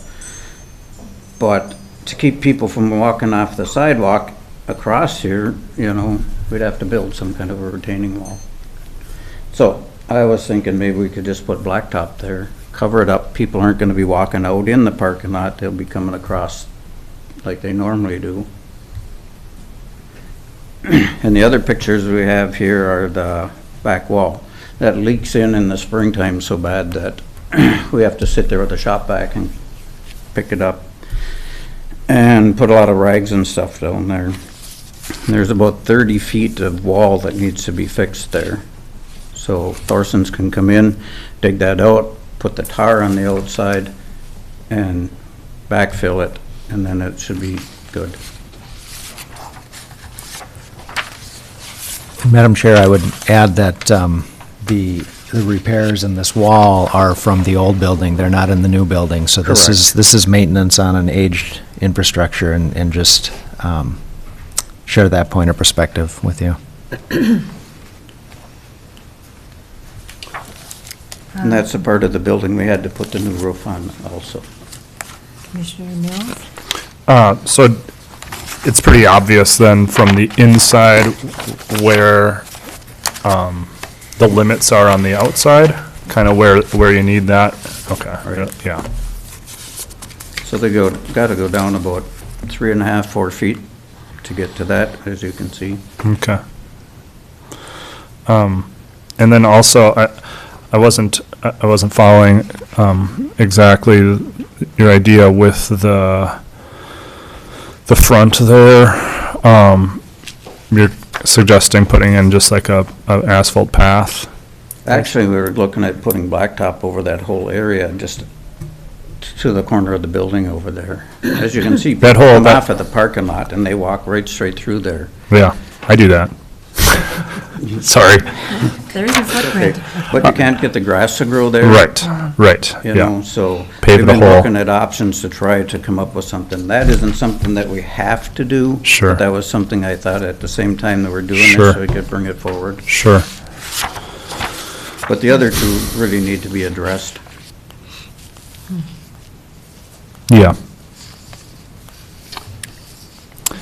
Yeah, I serve on the Facilities Committee, and I know that the maintenance issues are just about impossible when we have recent rain or thaws, and people walk in with all kinds of stuff on their boots, and it ends up in the locker rooms. And I think long-term, you're going to be saving money by just, you know, tarring this. It's about the cheapest thing you could do. But just the tracking in alone is causing a lot of wear and tear on those floors and inconvenience for people. It really can get muddy, and it's a wise thing to do. It also could be an area maybe where the childcare, childcare has their playground in that area as well, and they could use It's that. on the other side of the sidewalk there, but. Okay, it is. So this is the one side of the sidewalk, not both sides? Not Okay. both sides, just one. Okay. No, the child care goes all the way to the curb.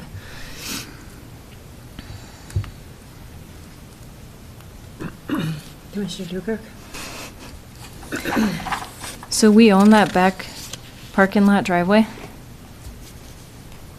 I know it's a strange conglomeration I'm not of, we sure, lease the because the tennis people land. use that, and we take care of the tennis courts and stuff. They park right there, so we are a part of that. But Okay. I don't know about the back that goes around behind the school. I thought the building was just the footprint of the building is what we own there, Yeah. except for the tennis part of it. Because I know when I volunteered, we were told not to use that back parking lot. And The so Y as. uses it all the time now. Okay. That's where they put their employee parking. Okay, that makes sense. And asphalt is the least expensive in that area, so then are we gonna be required to shovel and clear all of that every winter, or what's? It'd make it a I mean- lot easier. We can just plow it, push it off with the skid steer or Okay. whatever, so we won't be shoveling anything over there, but it will make it better. It will make it better, okay. And Jeff and I talked about putting a sidewalk there, but then you would have to have a retaining wall to keep people from cutting across like some people do. Don't name any names. Or we'd have to You're have on camera. a second sidewalk there. But, you know, if we just put blacktop there, I think the kids would use it for skateboarding. It'd be a better use of what's there. Okay, and we don't have to change the curb at all for any other handicap accessibility, because they have the one side? Correct. Okay. Sorry, because you know, no good deed goes unpunished. I know. Madam Chair, and Brian, I just want to clarify this, and I'm not implying anything at all, but was there consideration given, and maybe why it wasn't, in regards to that area by the childcare playground? That's not a problem there? It's not a problem. There's only a 2-foot section outside of the fence there that's not much you can do about that. Okay. And they've talked about taking that fence out of there and moving that area. Then we could, At some point, then we could do something else with it. okay, all right, thank you. Yeah, I just wanted to make sure that, Can they move the area over here so then no one can walk on it, Dave? Move the whole playground over and block that section with fencing. Commissioner Deschamps? The area you want to pave there, anybody ever put any thought into putting like raised bed gardens there or something? Getting some kind of an educational component in there? I know up at our community center in Grand Portage, we have our parking lot, and what separates the parking lot from the county road is about a 300-foot-long community garden there where the school goes in, plants stuff, they watch it grow, they get the whole education. I think it might be through our SNAP program, I'm not 100% sure. But instead of just paving over some more property, let's put it to use. And then as far as the potholes, I believe the county does own 4 graders. That's been gravel. I graduated there 29 years ago, and the grader would go back there once in a while and level it off. And the other part's kind of a no-brainer, so. And one more question. One of these days, at one of these meetings, can we get a number at how much money we have spent on that facility this year? I will say Emily had talked about putting in like a rope walk and some different things over there, but it gets used so much by the public coming across there. Maybe that is a good idea, raised beds or something. Like I said, this isn't something that we have to do. If we can come up with a different idea, fine by me. But I agree with Bobby, I'd like to throw it back. The biggest challenge, and I would completely support thinking through that portion of this better, but the biggest challenge is snow removal. And if we put anything there, the stuff that was left out there this year was damaged because we piled snow on top of it. So if we make an investment in something out there other than something non-pervious, and we get a winter like we did this year at any point in the future, then we're going to have additional costs with it. So from the facility maintenance, keeping the inside clean and keeping the dirt out and having a place to put snow, this makes the most sense, which is why Brian's bringing it forward. But there are other alternatives to that space. The first one was to do something like the school did, which would be put a sidewalk along the curb and then put some sort of a retaining wall along that. And then you would retain that space for some other use. But that means that your snow removal can't be with a plow the way we're currently doing it. It means you're going to have to do it with a bobcat and a bucket and haul it and move it and dump it on the other side of the parking lot. So snow removal with that amount of space to stack snow is easy.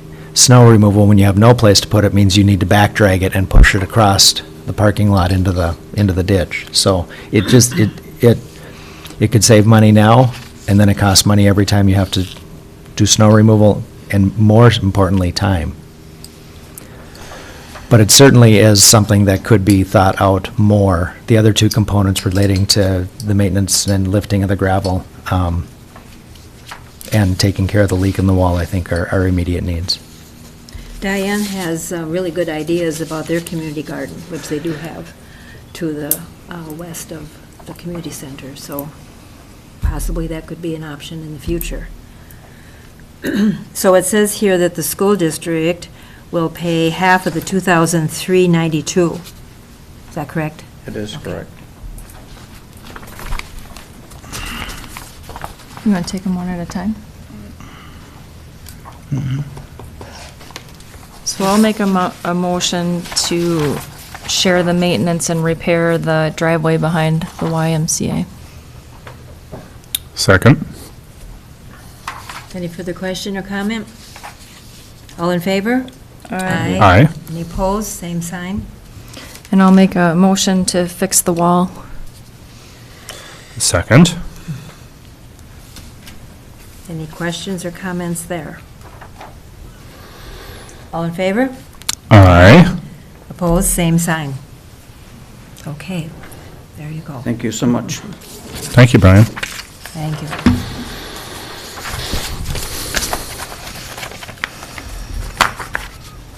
And on to administrator report. First one is retirement. Madam Chair, the first item, I think I'll just deal with the staffing issues first. Okay. If I can. So we have the retirement of John Groth. And we would want to acknowledge that, and we would ask for approval to hire from our eligibility list. We have a recent list of eligible employees, and we have people that are interested who applied previously, who are still qualified. So the two components that we always need the board to approve is we need to recognize when somebody's employment with the county has ended. We need to the county needs to approve the reposting for that position, and then eventually they'll have to authorize the final placement of a person within that position. So in this one, I'm asking for the first two, that we recognize the end of employment for John Groth, and that we repost his position to be filled from the eligibility list. Make a motion to approve the retirement with regret and approve the hire from the eligibility list. Support. I appreciate all of John's good work over the past, I think, has it been like 10 years that he has been in that position? Anyway, appreciate all the work that you've done, and once in a while I do hear your voice when I call in. So we have a motion and a second. All those in favor? Aye. Those opposed, same sign. Motion passes.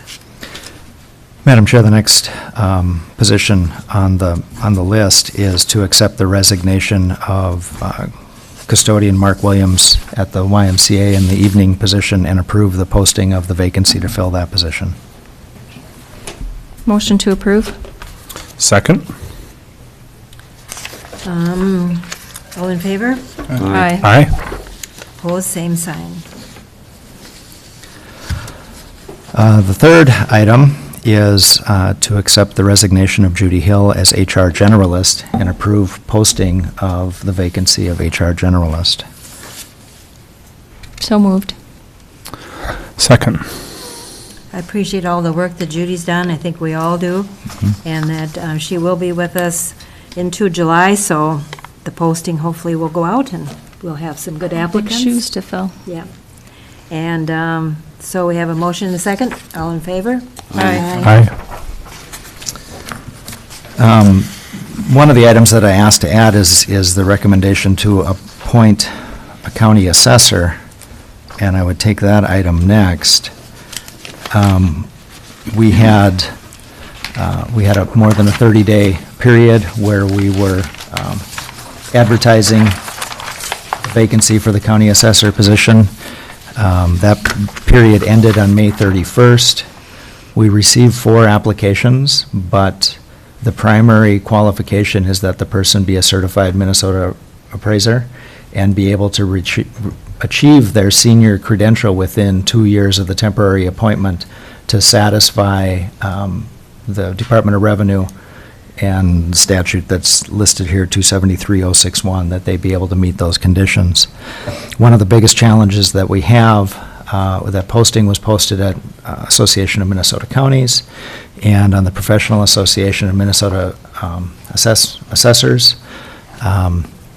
The 3 postings that, or 3 applications that we got that weren't qualified came from people who were outside of the state of Minnesota.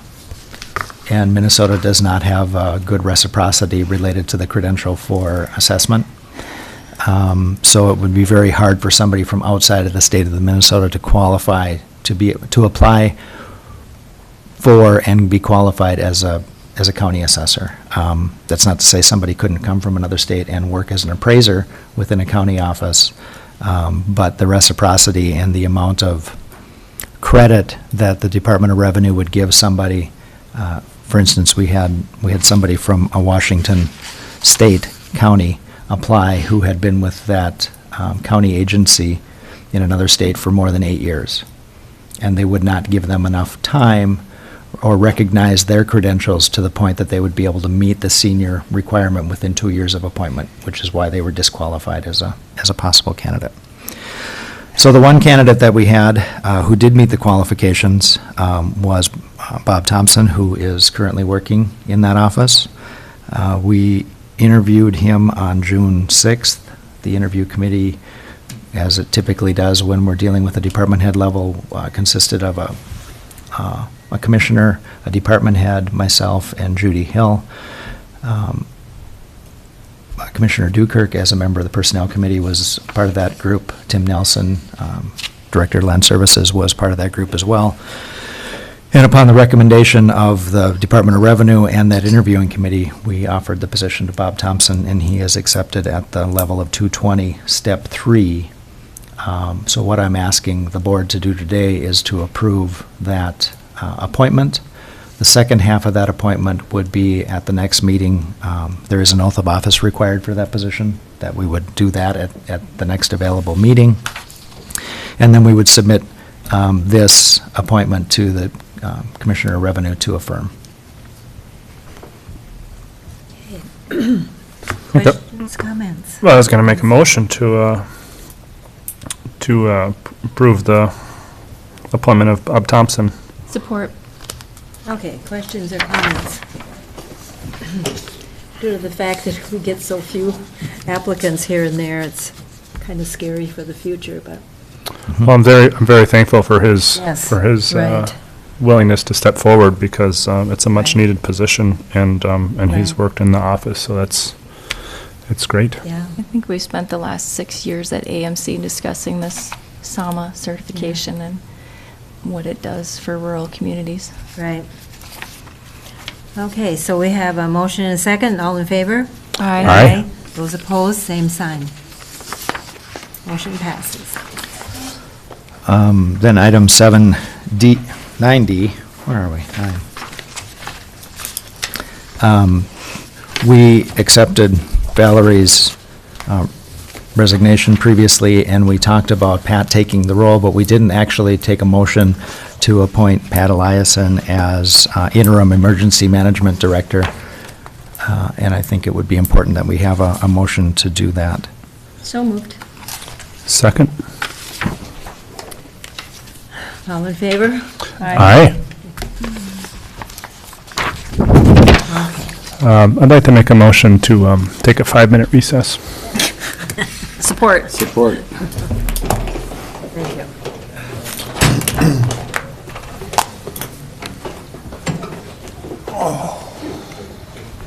I'm trying to sit.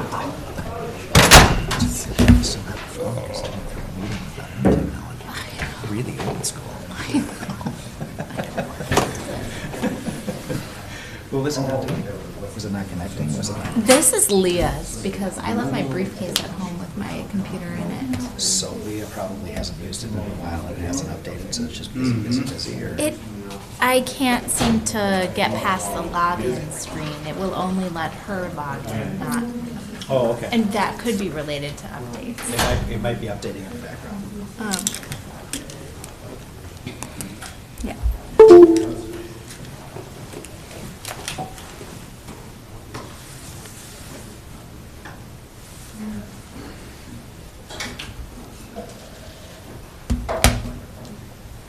So, if you're interested, the county pay scale is on the website. I have a reason. And the posting, that information has been transferred. I would imagine, yeah. I would imagine. What happens to John Smith in this scenario?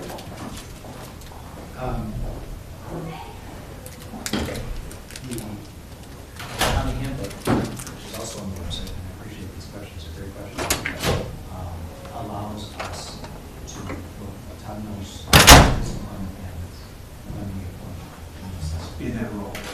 Well, it's employment and it's lending employment assessment. The options that we have according to our handbook are take another position within the county. We do have an opportunity to do an involuntary promotion to the assistant county assessor. We would still be qualified to do that and maintain that work. We're having that conversation. I can't ask the board to consider that on its way through this one, so that would. You surmise that would happen? That's what and I told Todd this morning, I said we have a week to resolve that, what that looks like, according to the policy, and bring that to the board in the next board. So I do believe that that will come to the board in 2 weeks. And the salary would be adjusted accordingly? Yep, according to policy. That involuntary demotion is what would instigate that. Would be to place him on the salary schedule at the classification for the lower position. So A and B are reversed, is what's happening. That's what it looks like. Yes. Okay. That's what, I mean, that's the simplest way to look at it. They're switching seats. And Those guys get along? yeah, and truthfully, the intention was, when he was planning on retiring in 3 to 5 years, that he was mentoring Bob to take this position. So the opportunity for him to stay and continue to do that, even though they have to reverse the roles because of the credentialing situation, in my mind, we've got an 80% chance of this working well. There's that kind of a situation, it creates a dynamic, but it's just so you just don't know. I don't know, but we're planning on giving it a good try. And if it doesn't So is that work, then what there's, the director has. or their economy has kind of Yeah. lived in like a 15-year recession or something? Yeah. Sort of. Yeah, and it's just like, what can they do? I mean, I think they're paying people to have children. That's the dynamic. You know, it's like, you're gonna have a baby, here's $6,000. As a result, And then you gotta wait for that And child to they're- mature. I'm Is out there on the web. I'm sort of understanding how, For years, it was by the state. real strong. Is that discretionary here or what?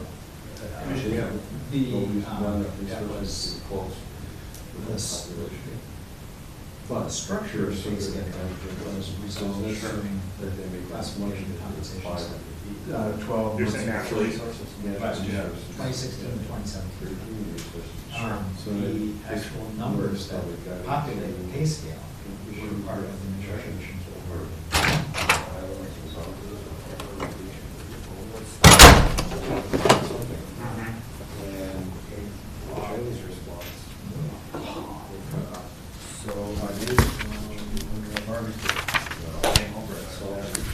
Business supervisors are non-represented. Right. Equipment operators and highway department staff are a bargaining unit. That's kind of scary. Half of our staff belong to. But we got that going for us. At least we got.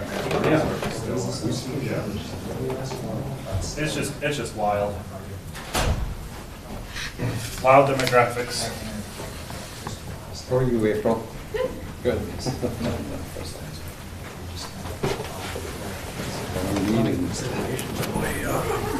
You have to say it's real.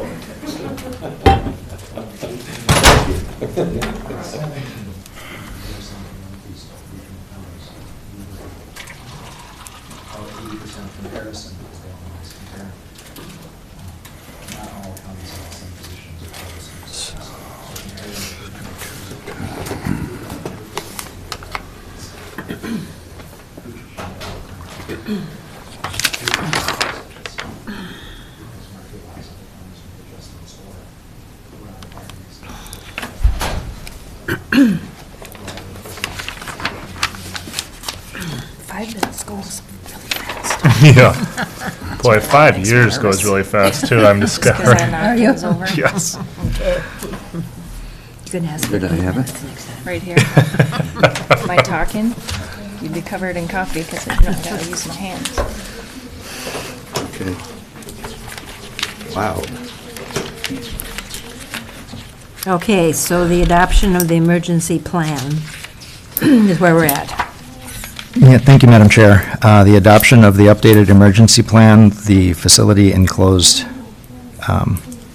pod that were brought forward by Valerie at the last meeting, finally reviewed again by Attorney Hicken and presented for your approval. This is really just an update of an existing plan, and as I mentioned earlier, this would have been on the consent agenda, except I didn't have the final copy before the agenda was printed. And we don't put things on the consent agenda if they're not there when the agenda is initially published. Make a motion to approve the updated version of the plan. Support. Any questions or comments? Do you want All to in comment? favor? Aye. Aye. And then if I could, Madam Chair, I would take item F before item E. In related to the conversation that we had earlier about capital planning, related to the conversations about jail planning, facility renovations, improvements, what our priorities really are going to be and how we're going to bring those forward to the public. We have had a building committee that has met periodically, but I'm suggesting that the board authorize a building committee to exist as a standing committee like Public Safety and Transportation, Personnel, and the General Government. Two additional things that have come up since I first was thinking about bringing this idea forward is with the resignation of Judy Hill, I will be spending a lot more time doing human resources, whether it's in the interim without having that position filled, or after we fill that position, hopefully successfully, in the training of that person and overseeing of that. And one of the primary functions of this building committee would be to provide some oversight and some sounding boards for Maintenance Director Brian Silence to be able to formulate not only the use of this year's monies, but also planning for future years' needs for capital improvements, capital renovations that we would do within the operational budget, and then be planning long-term for the long-term maintenance needs of our buildings as they exist, and thinking about other future capital needs as we can anticipate. So I think that there's the conversation about capital planning is one that we need to be a lot more specific about, and establishing a regular monthly meeting and assigning two commissioners to this meeting like we have for other standing committee formats would allow us to concentrate on those specific discussions in a thorough way, and then bring those recommendations regularly. But also to provide some support to Brian in the day-to-day to answer Commissioner DeShaw's questions about how much money have we spent here and how much money have we spent there. This would be a great place to have those conversations. So I'm asking the board to authorize this standing committee, and then for commissioners to identify who would be interested in serving on that committee. Would there be any citizens on the committee? No. Standing committees are department staff. Well, I'll throw my name out there. I served in this capacity in a large school district in the suburbs, and my appointment for that was curriculum instruction, but I sure learned a lot from the people that were experts in this area. So I think it's a great idea, and I'd be willing to serve, but I also understand if someone else wants to, that's fine. But I just thought I've had quite a few years of experience with this, with school buildings. Thank you. That's one. We need two. Bobby, are you able to with your? I will. Thank you very, very much. Great. Thank I you. will make the motion for the committee with Commissioner Bersheim and DeShaw as our members. Second. Do we need an alternate commissioner in case one of them is not available? Okay. And the comment I would make, Madam Chair and Commissioners, is then I will ask April to work with Brian to find a a recurring time for that meeting that works for both commissioners. Okay, It's very exciting. very good, It is. thank you. And then a vote. We had a motion and a second discussion. Oh, good. That's the details. I know, the details. All in favor? Aye. And then, Madam Chair, picking up on the conversation as we left off last week, week before, I forget, I lose track, where we had our Minnesota County's District 1 meeting.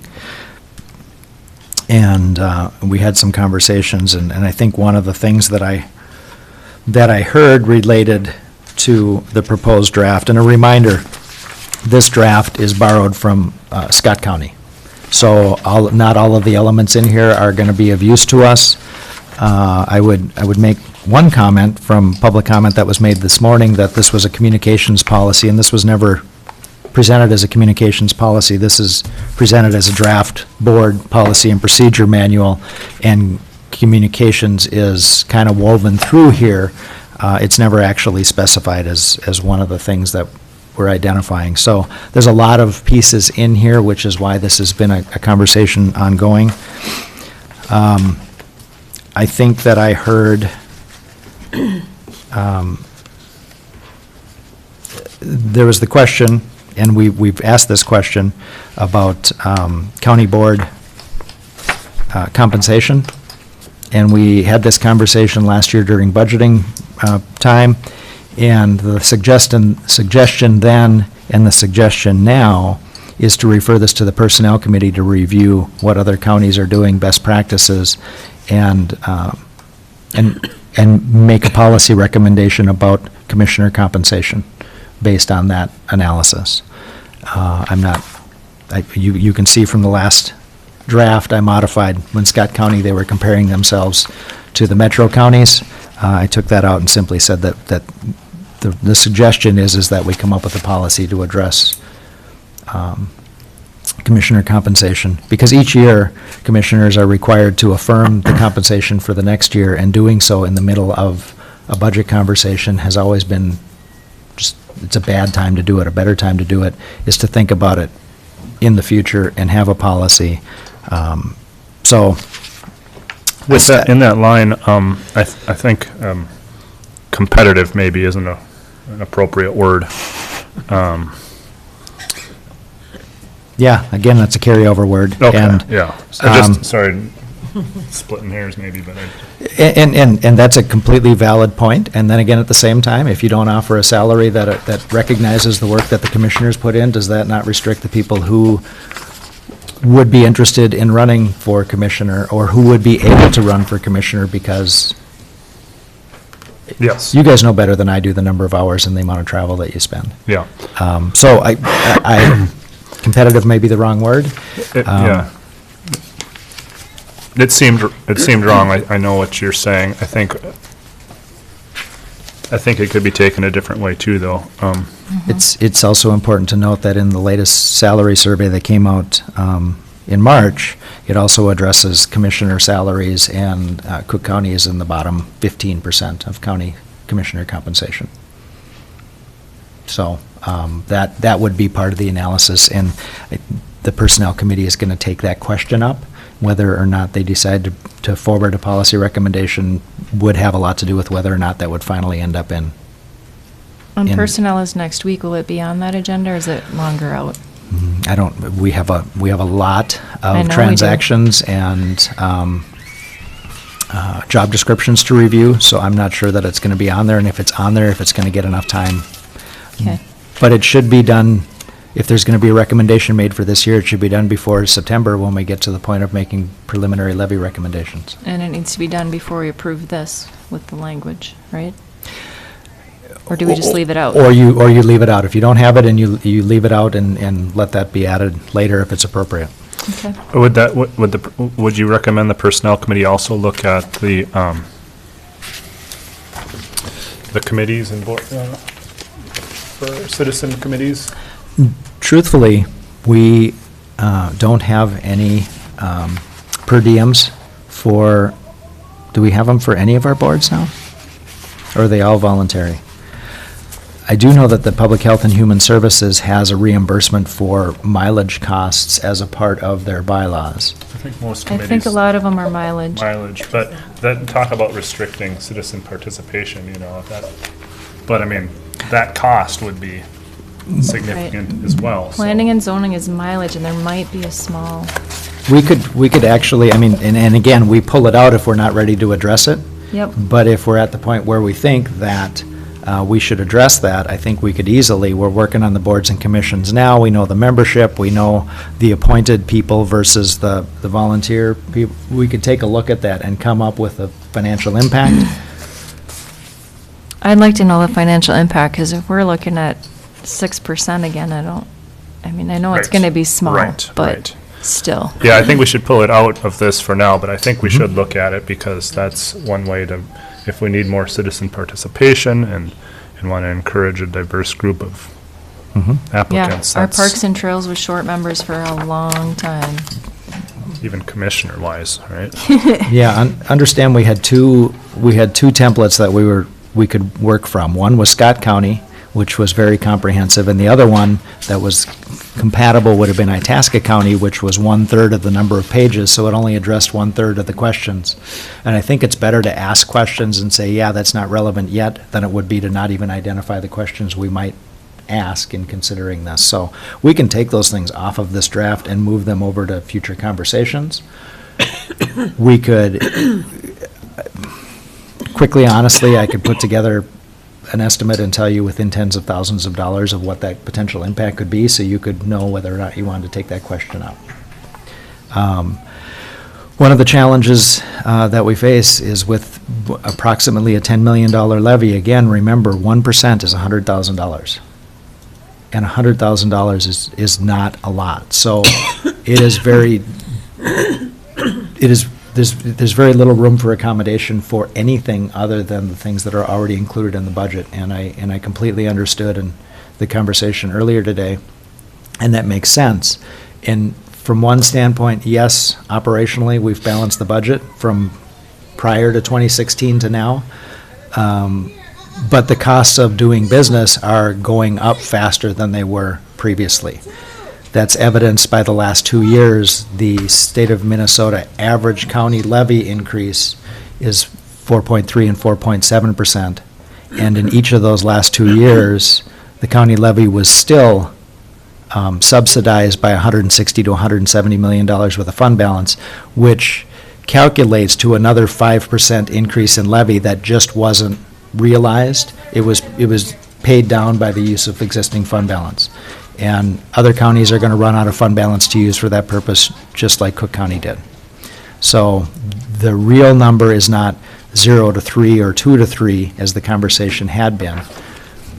The real number is 4 to 6. And we started having that conversation back in 2017. That aside, I'm on item number, county board meetings, workshops, and this addresses the conversation about the types of meetings that the board regularly has. In January this year, the board authorized 2 regular board meetings on the 2nd and the 4th Tuesday, and then a standing committee of the whole or a scheduled work session on the 3rd Tuesday of the month. The element from Scott County is their work sessions are held, they're public meetings, they're available to the public, they're noticed as the regular board meetings are, but they're not televised or recorded. That's Scott County's practice. So the question here is that the Board of Commissioners needs to review and affirm the regularly scheduled meetings of the board and the televising of those meetings. I think that televising the board meetings where we're conducting business and taking motions and approving financial decisions, I think it's completely and totally appropriate that those continue to be televised. I think that whether or not work sessions are televised is completely up to the board. There's a lot of regular practice. There are very few counties that would be most counties aren't televising their board meetings. And I can't think of any that are televising work sessions. They are open, they are noticed. Part of the reason for carrying forward the notes from those meetings, from one meeting to the next, is so that we do have transparency, that people can see what is being talked about at the Personnel Committee, that people can see what's being talked about at Transportation and Public Safety meetings. But there's no action being taken at those committee meetings. There's no action being taken at work sessions, even if we call them committee of the whole. So that's one of the questions that the board could address.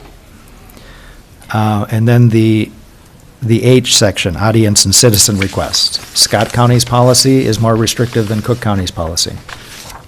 Cook County's policy is fine the way it is if it's working for the board. There's been a lot of conversations about it. Again, the purpose of reviewing these questions and formalizing this, potentially formalizing this, is to be consistent, so that people know what to expect when from the board. And so that administratively, we can support that and answer those questions and make those things happen efficiently.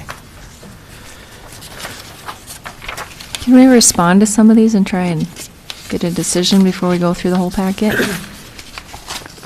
Starting to pile up.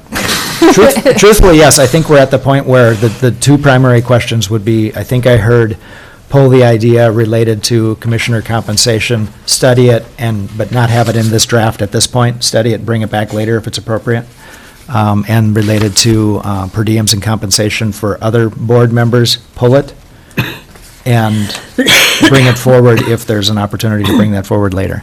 So the two questions then before the board now to continue to consider is the meeting structure and schedule, and the recording and televising. And I think that's a great place to stop, because the next thing is talking about other committee structure, and we may or may not get there today. Okay, so let's start with that. Comments, opinions, concerns.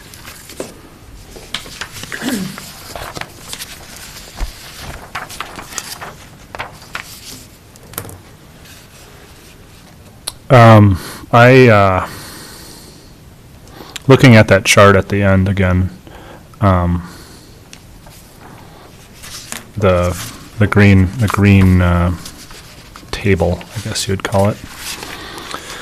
Going through the meeting types and the purpose and the attendance and the input and all that, is the easiest way for me to talk about this. Sure. Particular topic, and my understanding is public hearings, it can be pretty important to record, because such as ordinance adoptions and budget and bonding is some of the purposes there. And having that on record, I mean, I know it doesn't necessarily have to be video recorded, but I think if that's what we're set up to do, then that makes sense. The Planning Commission holds public hearings that are not recorded. They're audibly recorded. Audibly not recorded, visually right. recorded. Yep. So, It's an option, for sure, yeah. Yeah. I mean, if they're within the county board meeting, like the one we're setting up for subordinate service district, Then it would be, yeah. that makes sense. Sure. But especially, yeah. Well, so that was a thought. None of these ideas I'm not Yep. dead set on or anything. I think I would like to separate the town hall from the public info. What I see as a public info would be kind of like that Fifth Avenue West meeting. And those kinds of presentations, I think there's a lot of value there for having them recorded if you can't make that. As far as a town hall is concerned, I feel like that's more of a discussion, and we want citizens to be comfortable, we want us to be comfortable and candid, and I don't know that needs to be recorded.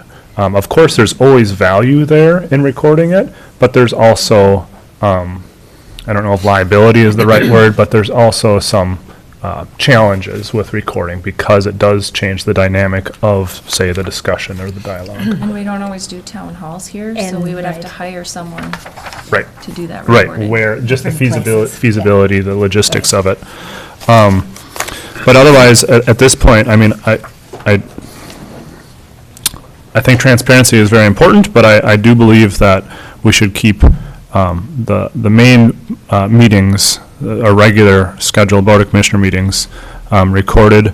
And I don't think we should with the committee of the whole or the workshop sessions, just so we can have those discussions.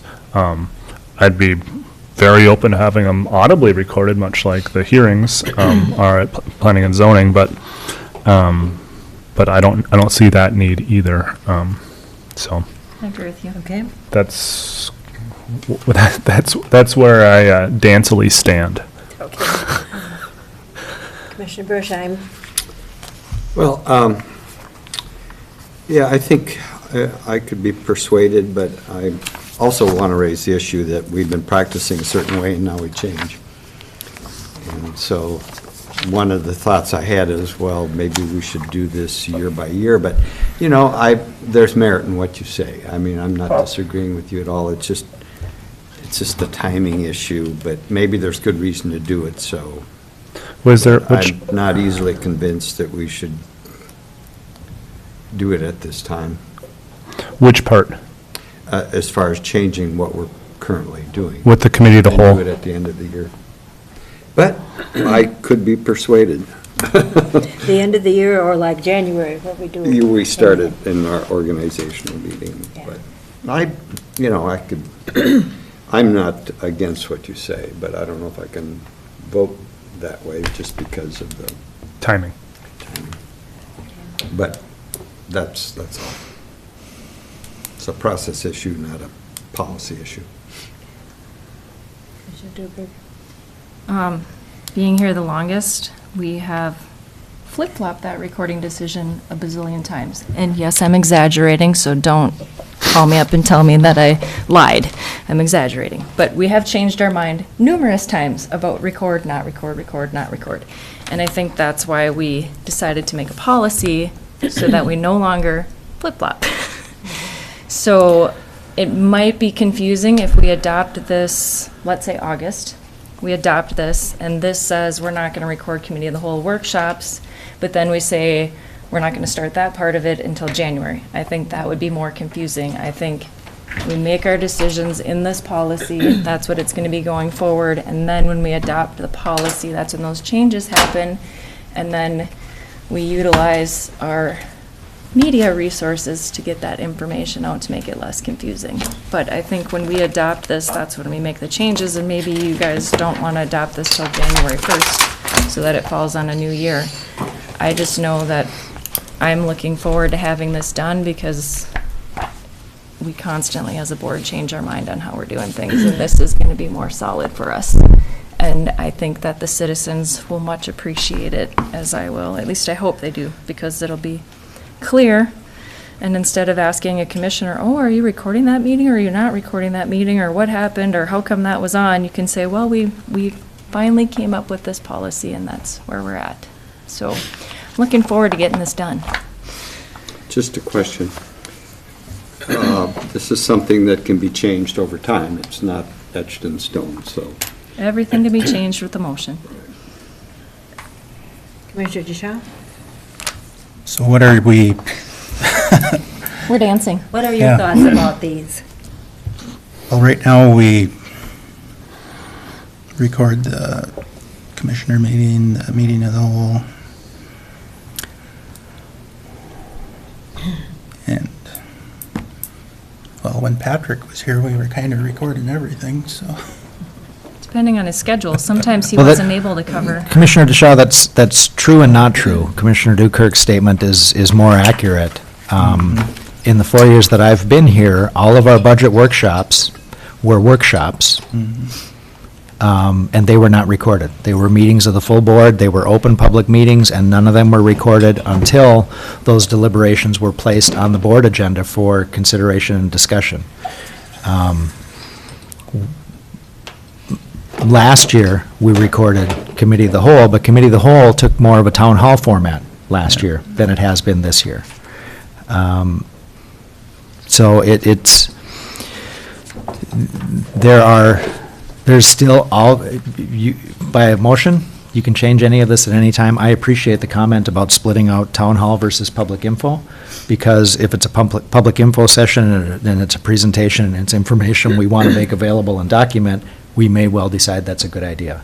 If it's a town hall and it's a conversation, it's going to be really hard to capture because it's going to be in a different setting. You're not going to be sitting like this addressing people. You're going to be sitting at a table down at Schroeder Town Hall and just talking, and that's really hard to capture, and maybe that purpose isn't intended for that. Related to work sessions, there's nothing saying that we decide not to record work sessions, but we still bring items forward for discussion at regular board meetings, like this one, that we don't necessarily take action on. This is feedback that I'm asking for so that we can organize the meetings in the way that the board wants the meetings to be organized and the work of the board to be organized. So my thoughts are, first of all, we need to establish trust and transparency to our constituents. And so how do we do that? We do it by having these meetings recorded.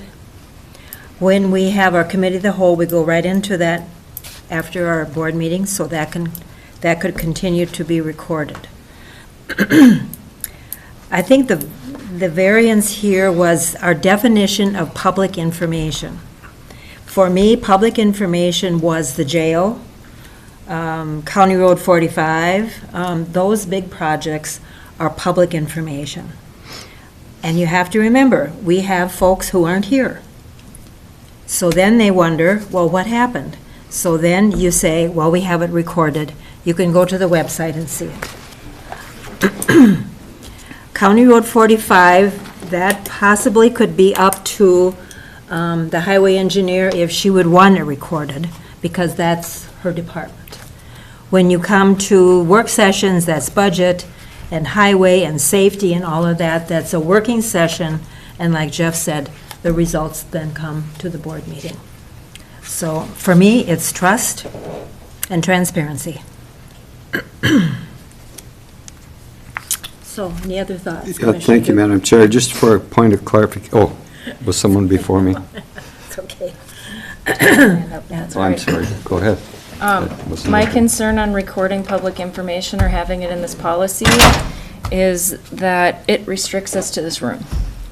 I know that some people would prefer that those meetings are held in the community center because it's a larger area and more access, and we have the TV screens up there to have the files up on the screen. And so if we say in our policy that we're going to record all public information meetings, that restricts us to being in this room. Do you think it necessarily does? We just say we're going to have public information recorded. Can they do it up there? No, that's there. Madam Chair, Commissioners, we can record anywhere you want to authorize a budget for recording. Yeah. Here it's free. Here it's free. There you go. That explains it better. We also have a limited resource on who can, I mean, I know we had citizens come in and offer to record for us. So that's an option. And I know there's public information sessions that pertain to my district that we have at Hall 1 and Hall 3. And so that's my only concern with saying we're going to record them in our policy. That kind of restricts us a little bit, or it adds to our budget, as Jeff said, if we have to hire people to do it for us. And I understand that people aren't here and they want to get the information, and that's a tough thing. But I don't want to increase the budget. Commissioner Bershine? Well, I'd just like to pursue your statement, Madam Chair. Do I hear you saying that the committee of the whole should be recorded and broadcasted, but work sessions may not be recorded in session? And I sort of think that maybe that's a good distinction between those two, and I brought that up at our last meeting. I think that sometimes it's maybe in the best interest of everyone not to have something recorded. Only because we go right into a committee of the whole after our board meeting. That was my only thought. It would be a continuation. So I would like to just entertain the thought, and not proposing it officially, that we record committee of the whole and the topics are appropriate to that, and public hearings we have to decide on, but I think maybe at times we should have work sessions that are not recorded. And there might be a need for those, and we can determine them as they come. It's hard to put into policy. Well, I guess at the time, excuse me, but I'll respond. Please, please. They're distinguished here. So I would like to create, that as a somewhat of a template or a decision-making thing, that if a work session is an optional special meeting of the board of commissioners to discuss issue policy options before referring an issue to a regular board meeting for a vote, the committee of the whole are regularly scheduled meetings to discuss policy options or issues prior to being brought to. If we don't distinguish them, then fine, put it under committee of the whole under work sessions. But if we're going to distinguish a difference between the two, then I think that there would be a reason for it. And in my thinking, that reason would be whether we recorded it or not. Commissioner Bershheim, the only reason that committee of the whole is listed as a regularly scheduled meeting is because that's what you chose at the organizational meeting. Okay. If you had not, if you had just said 2 business meetings on the 2nd and 4th, we wouldn't have committee of the whole. We don't have to have committee of the whole. And committee of the whole primarily arose out of the board's request 3 years ago to have an opportunity to discuss committee work in full board without having to make decisions, without being asked to vote on it. And that's exactly what a work session is. And I see So a work session. I don't want to get hung up on terminology. No. The only reason that it's listed that way is that's one committee structure. And I think it's important to really distinguish, and so I don't think we run the risk of getting hung up on terms. I think it's important to to get the terms laid out there, and that's my understanding is the only difference. My understanding is the only difference between committee of the whole and work session is committee of the whole is regular scheduled all the time. They're not all the time, but regularly scheduled. Work session is just a special schedule, and so it's just not whether or not they're recorded or not. That's not the distinction in my mind. It's the scheduling that's the distinction. Commissioner Dukert? And I agree with Dave, and because the format and what we do in committee of the whole and the workshop is very similar, I don't think committee of the whole should be recorded. The one difference here is that it states that at the committee of the whole, we have a full board. At budget, safety, highway, all of that, we don't have a full board. At workshops, we have a full board. We're comparing workshops and committee of the whole. Work sessions or Work workshops? sessions. So where does budget come in? It's a committee. That's a whole other discussion. That's a budget committee. That's a committee. Standing committee. Madam Chair, if I This could. is the terminology we need to Well, distinguish. it is and it isn't. All of the stuff in the green, there was a previous one. These are all public meetings wherein there is a quorum of commissioners. These are all the options available to you. Okay? The reason that the Board of Commissioner meetings and the Committee of the Whole are listed as regular meeting types of the public body is because at the organizational meeting, you set the schedule. That you told the public, this is when we're going to meet for the entire year. And we don't have to provide notice of those meetings because you notice them in January. Okay? And all of the other ones below here, work session, public hearing, town hall meetings, are noted as special meetings that you call outside of the regularly scheduled meetings that you set in January. But all of these meetings here are public meetings based on the fact that a quorum of commissioners is scheduled to attend. Below this, we have all of our committee meetings, all of our advisory meetings, all of our non-public meetings, wherein the point, the distinction point is that there will not be a quorum of commissioners attending. So for this purpose, I just pulled the green ones, and I just pulled the ones where the full board would be invited. You, in January, scheduled Board of Commissioner meetings on the 2nd and 4th Tuesday. You scheduled the Committee of the Whole on the 3rd Tuesday. And everything else is at your discretion, just like the public hearing we set earlier today. You set for a period of a date and a time in the future, which we'll have to provide notice of. If you schedule a work session to discuss budget during the budget process in between meetings, we will have to provide notice of a special meeting of the board to discuss budget items. And so this is particularly managing the statutes that require us to notice the different types of public meetings, to provide notice to the public of just all the different statutes that we have to comply with to make sure that the public, to do this right, this is our obligation to trust and transparency. The agendas and the minutes, the information that's published on the website, that's to trust and transparency. To be consistent with the application of those rules is the best thing that we can do to make sure people know how to expect communication to come from the board. So right now, we're not talking about the committees, and we're not talking about the citizen and the advisory committees. We're just talking about the meetings where the full board is invited. And the first two are listed as regular meetings because you specified a schedule for those in the organizational meeting in January. Everything else is listed as special, meaning you would call those, and we would provide, administratively, we would provide notice for a special meeting outside of the schedule that was posted in January. Well, here's where the transition from our original idea for a committee of the whole was to have 15 or 20 minutes for the public, for us to sit and talk about things, because they only get 5 minutes. So the transition from that to nothing is what's bothersome. Commissioner DeShawn.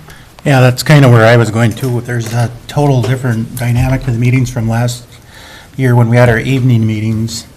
You know, we did have our 20 minutes, someone would come in, they'd have questions, we'd have answers. And now this year we went to, well, I guess we could go back to when we set the meetings for the year. You know, we said the meeting of the whole is going to be the third Tuesday. We're going to have quarterly, we were going to go to districts. That has not happened yet. Now we get to our meeting of the whole now, and the public can't even talk. You know, we did like a whole 180 there. And that's where we lost the transparency. And, you know, like this morning, we heard a lot of comments. We used to be able to answer those at the meeting of the whole. We don't have that no more, and I think that's something we need to fix. We used to be able to answer those at county board meetings before we even had committee of the whole. Respectfully, Madam Chair and Commissioner DeShaw, I can't call a meeting for that. And all year long, you, as a board, need to call those meetings. If you want to schedule those town halls, you need to provide direction for us to do that. I think we were waiting for some substantial information to go out there, which are now set in August. Maybe we need to think about doing something like late winter. I would Request prefer something. that you settle the question about whether or not those meetings are going to be recorded before we schedule those. That's what I'm asking for. And we haven't answered that question yet. So if we're going to schedule a town hall meeting just to answer questions, that's great. You have the authority and discretion, and you can even decide whether you want to record them or not record them. But until my office is given clear direction on how to do that, I can't call those meetings, and I can't make those decisions. That's the board's responsibility and authority. So we've all had experience at that. Do you feel that that is necessary to record the town hall meetings? No? No. And Commissioner Mills, you not yet, but it's like we were at a... I was at one. Were you? Yep. Okay. And Okay. So I think it's important not to record them. Okay, there we are. However, I would like to, take a few steps back here, and just talk a little bit about trust. And, everyone develops trust differently. Everyone earns trust differently or recognizes trust differently. For myself, my trust does not increase if it's video recorded. My understanding does, but how I build trust is through personal interactions, personal conversations, and personal dynamics. And so, in my mind, to build the trust is not to have it recorded, it's to have those conversations, have the town halls, And so I think if we do want to build trust, that is how we can best achieve that. And feel free to disagree. And you know, I understand there's a lot of transitions, and it's not easy. I mean, this is a transition. It's not easy just to be like, oh, we're doing town halls right now, or, I mean, we wanted it, I think we all agreed we wanted that in January, and it's been 6 months, or 5 months. And I'm very patient, and I want to keep moving forward in that direction. But you know, we also need trust amongst ourselves, and I feel like recording hinders that building of trust. And so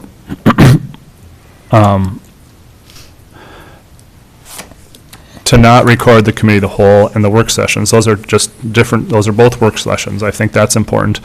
And then again, the public hearing, audio, I don't know, or not, but the town hall not, public info, yes. So basically, the regular meetings and public info are, in my mind, the only two clearly important ones to have recorded with video. I agree with you. Wow, that was, thank you. You said it much nicer than I can. Well, I stumbled through it the first time. I have a feeling others may disagree, though. Yeah, I'm just trying to figure out, you know, I'm lucky in the West End, I meet people all the time. But maybe Commissioner DeShaw doesn't, or you go out of your way to do that. But that's pretty hard to just say individually, I talk to folks, or they call you, Mhm. or email you, Mhm. when it could be simply recorded, and then they could come with questions or comments. Well, that's what we're doing with the regular meeting Yeah. and the public info. Right. Right. Yeah, you're lucky you have Birch Grove, so you have a place where you can meet with citizens. For me, it's answering email, because we don't have a place for, to have that continual. I mean, your senior lunch is pretty regular. Well, I'm that all you- over the place. I'm- Yeah, yeah. and you have Haven't- townships, which no one Right. else has a township. So Right. Yeah. for us, it's answering email and answering phone calls is where the trust comes in. And Bobby, you got lots of stuff going on out there.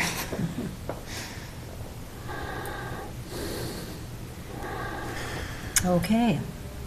Does that give you enough information, Jeff? So, Is that clear as mud? do I mean, do you need a motion?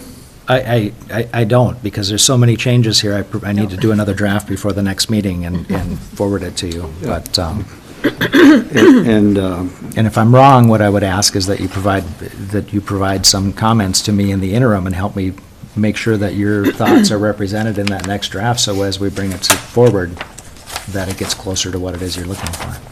I think we all agree on this meeting being recorded. I'd like a show of hands. How many feel the committee of the whole should be recorded? Show of hands here. 3? Okay.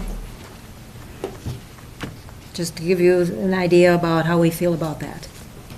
Okay. I didn't, who said yes? Bobby said yes? For committee of the whole. For the Okay. committee of the whole All to right. be recorded. Okay. Just so you have something to work through. What Commissioner Mills said? You believe the board and the public information should be recorded.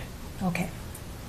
Commissioner Bourget. Okay, I guess while following that, and before I get to that, I would like to just say that I really appreciated what you did, Jeff, with explaining, you know, and distinguish Board of Commissioner meetings and Committee of the Whole, and if we could have another little column there saying, you know, pre-announced or, you know, scheduled at the beginning of the year. Commissioner And- Bershon, the meeting type, the third column in, regular, indicates that's something you set at the January organizational meeting, and special is a meeting that is called and scheduled as needed.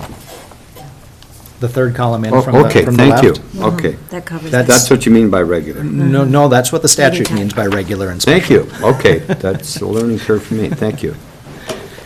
I guess then to follow up with your sort of polling there is, I would like to ask how many would like the option of the work sessions not being recorded?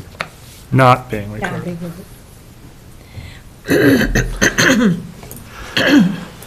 Yes. On that note, I would like to ask what our understanding of the difference between the work session and the committee of the whole is. If I can ask a question that maybe clarifies that, and because I'm asking the same question, because I need direction on how to parse that.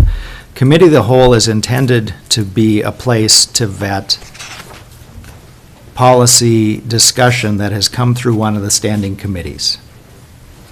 Okay? We have also used committee of the whole as a place for people, our last committee of the whole, we had One Roof Housing come in and address us. And I would suggest that a meeting by somebody like One Roof Housing would be more a work session because it's scheduled irregularly. Committee of the whole is intended to be the continuation of the discussion of the standing committees, and it shouldn't be the introduction of new information. We still have the opportunity, from a scheduling standpoint, if One Roof Housing says we're going to come and give our annual report, and we can give them the option of doing it at one of the regular board meetings. It's going to be recorded then. They're going to be sitting right there. We'll have that opportunity. If that schedule doesn't work, they would ask the board, can we schedule a work session where we can address the board? And you decide yes or no whether we want to do that, or if you want it to be held during one of the regularly scheduled meetings. But the clarification I would make between a work session being scheduled as needed and committee of the whole is committee of the whole is intended, and truly by definition, it is the continuation of business of the standing committees of the organization. So we should only be discussing stuff there that's already been discussed at Public Safety Transportation, Personnel, General Government, or now Building Committee. It'd be the place where we take something out of committee and bring it to the full board to say, here's the context of a conversation we've been having. Have we thought through this enough? Do we have enough information to take it to a board meeting for a decision? That's the intention. That was the intention of the Committee of the Whole when it was first introduced. So, Madam Chair, so if we could get that in writing, that would be a good distinguishing thing as far as purpose. Yeah, I can make that clarification. Discuss policy option issues coming from committees before they go to the regular board meeting. That would be very helpful, and I think worthy of recording, quite frankly. Yes, Dan. I think this is going to be a pretty difficult process until we have regular town hall meetings. And I'm hoping that establishing those is going to help help with all of our processes. And we'll start that in August through September for this year. Start it sooner. Start it whenever you tell us to start it, but there's also nothing stopping each of you individually from holding town halls in your communities. That's a point I'd also like to make. I mean, do you need a town hall where the full board is there? Do you want a town hall where the full board and staff are there? We also need some direction on that. That's what we've had, so let's look at that a little bit different, too. I agree with what Jeff is saying there, that I think we should schedule these on a needs basis, but any of us can go ahead and do it. And Sure. seek public input, and I've done it in various ways. And I think it's good to have some officials with us, whether it be assessor or whether it be, land services, whatever, 2 or 3, like a little team going out so that they can answer specific questions too, besides what we can. We have, we have done town hall meetings with budget. Yes. And that's been what we've done, and if someone else has some other ideas, I'd certainly be open to that, but I just don't think we should do them unless we have a topic. Right. We've done And that town should hall come meetings from- with no topic. We've done town hall meetings just to get an update from citizens. When? Before Probably me. before you were elected, since you don't remember them. David? So going back to kind of the polling, Commissioner Bershheim, we had all raised our hands for not recording work sessions, but then I thought I heard you maybe change your thought on that? No, not at all. Okay. And I think assuming that public hearings would be recorded, And if we're going to poll on that one, I know that you proposed that, and maybe we should poll on that one. And that would give some direction, or not. Oftentimes, public hearing have their own requirements. Right. Okay. But that means you need to meet the requirements. That doesn't mean you can't Okay. exceed the requirements. So that could be on a meeting-by-meeting basis, determine whether it be recorded or not. I really have a hard time quantifying a policy that says meeting by meeting. We need more direction than that. So If they we should simply be, say, all of them recorded or not? Okay. or follow the statutory guidelines related to public hearings. Okay. Oh, that's, And they don't address being recorded. Some do and some don't. So then we would determine it on that basis. We would make that recommendation included with the request to schedule a That's what I public meant, on a hearing. meeting-by-meeting basis. If the public hearing is scheduled and falls during a regular county board meeting, I am fine with it being recorded, or if it's required by statute to be recorded. But again, I don't want to hire additional staff to record every public hearing.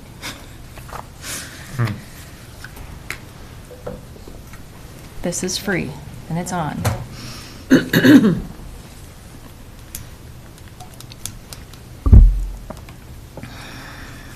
So a public hearing would be like planning and zoning. What else would be public hearing? We're having one on the subordinate service district. Any Okay. proposed ordinance, Subordinate? amendments to ordinances. On Change in ordinances. fee schedule. Well, I would also clarify, I would go back and clarify, rather than muddle the conversation, conversations about planning and zoning. Planning and zoning is its own statutorily authorized Right. board. We are talking about the rules This for board. this board. Right. So. So what would be? What would it be for a public hearing other than subordinate? Brady, how many actions require a public hearing? The issuance of debt, the changing of the amendment of ordinances, the statute. setting of fee schedules. Right. There are dozens and dozens of statutory required public hearings. Okay. Most of which we accommodate within the structure of our regular board meetings. Right. That one, just is really, it's not that big of a, it's not Right. that big of an issue, because 95% of our public hearings Yeah. happen within our regularly Right. scheduled board meetings.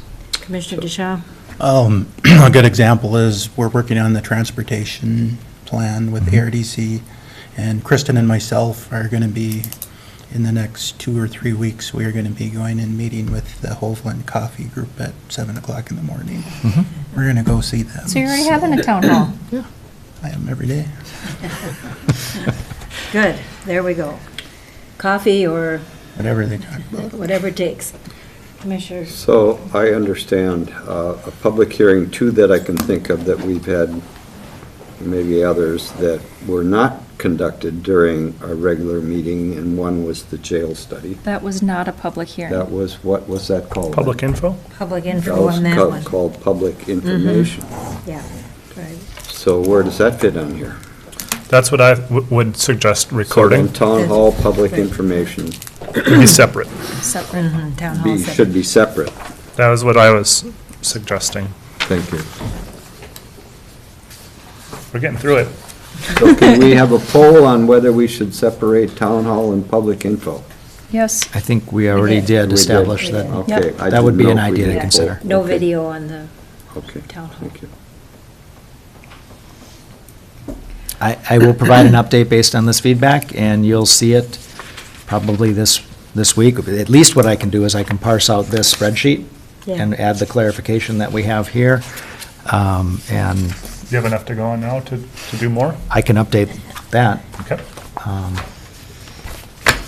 And then we'll carry it forward. But I do know that I have to get our presenter set up at between 12 and 12:30 today. Okay. All righty, then we'll move on. Did you want to continue, Jeff, with the reviewing of the December?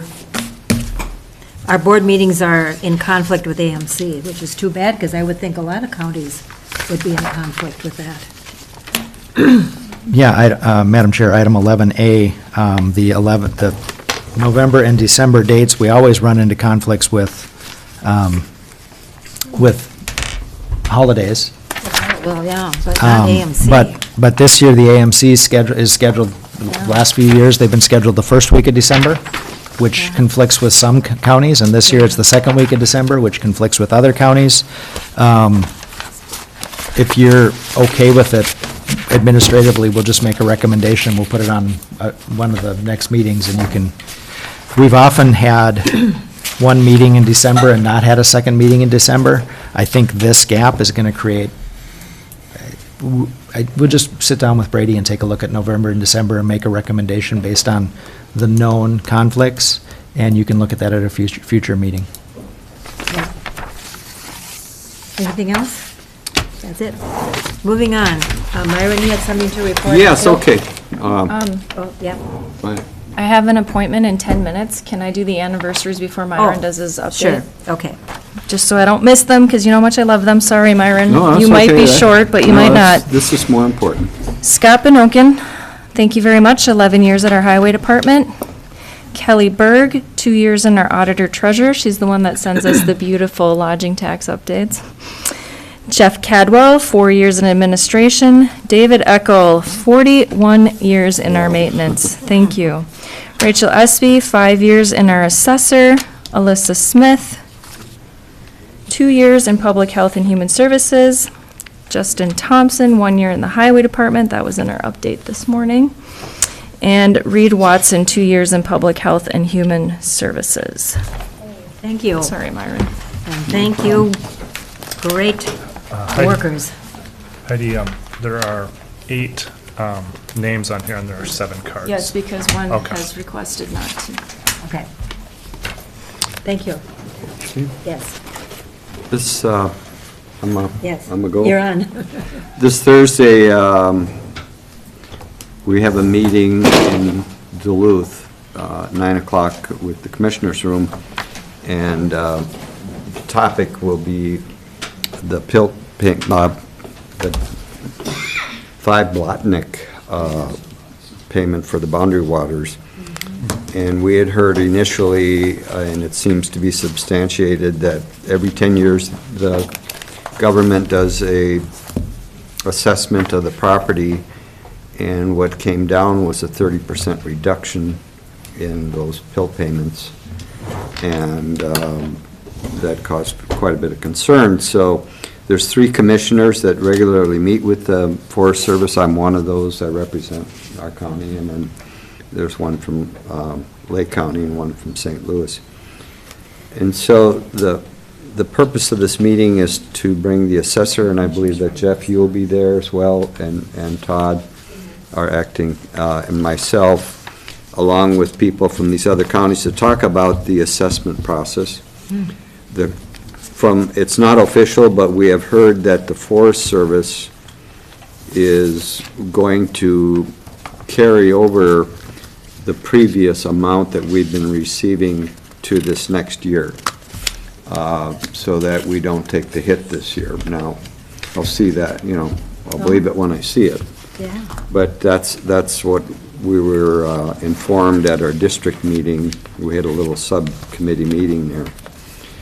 So hopefully we'll be able to work that out, and at least we have a 1-year reprieve and maybe taking a 30% reduction, which would be quite a bit of money for our revenue. So Okay. I think that's basically it. Well, We'll thank you for report going. back and Okay.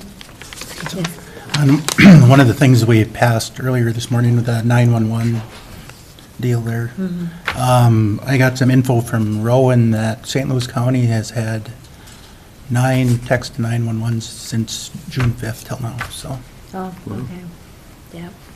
For Cook County. No, for St. Louis County. It's the system, we get them numbers, but people are using it, and Good. Great. Okay, anything other than meetings to note? Highway Department in Lake County is having their open house on Monday, the 24th. Board of Equalization meets June 18th in the Commissioner Room, and Board Development and Improving Communications. Meeting updates? You good to go? Motion to adjourn.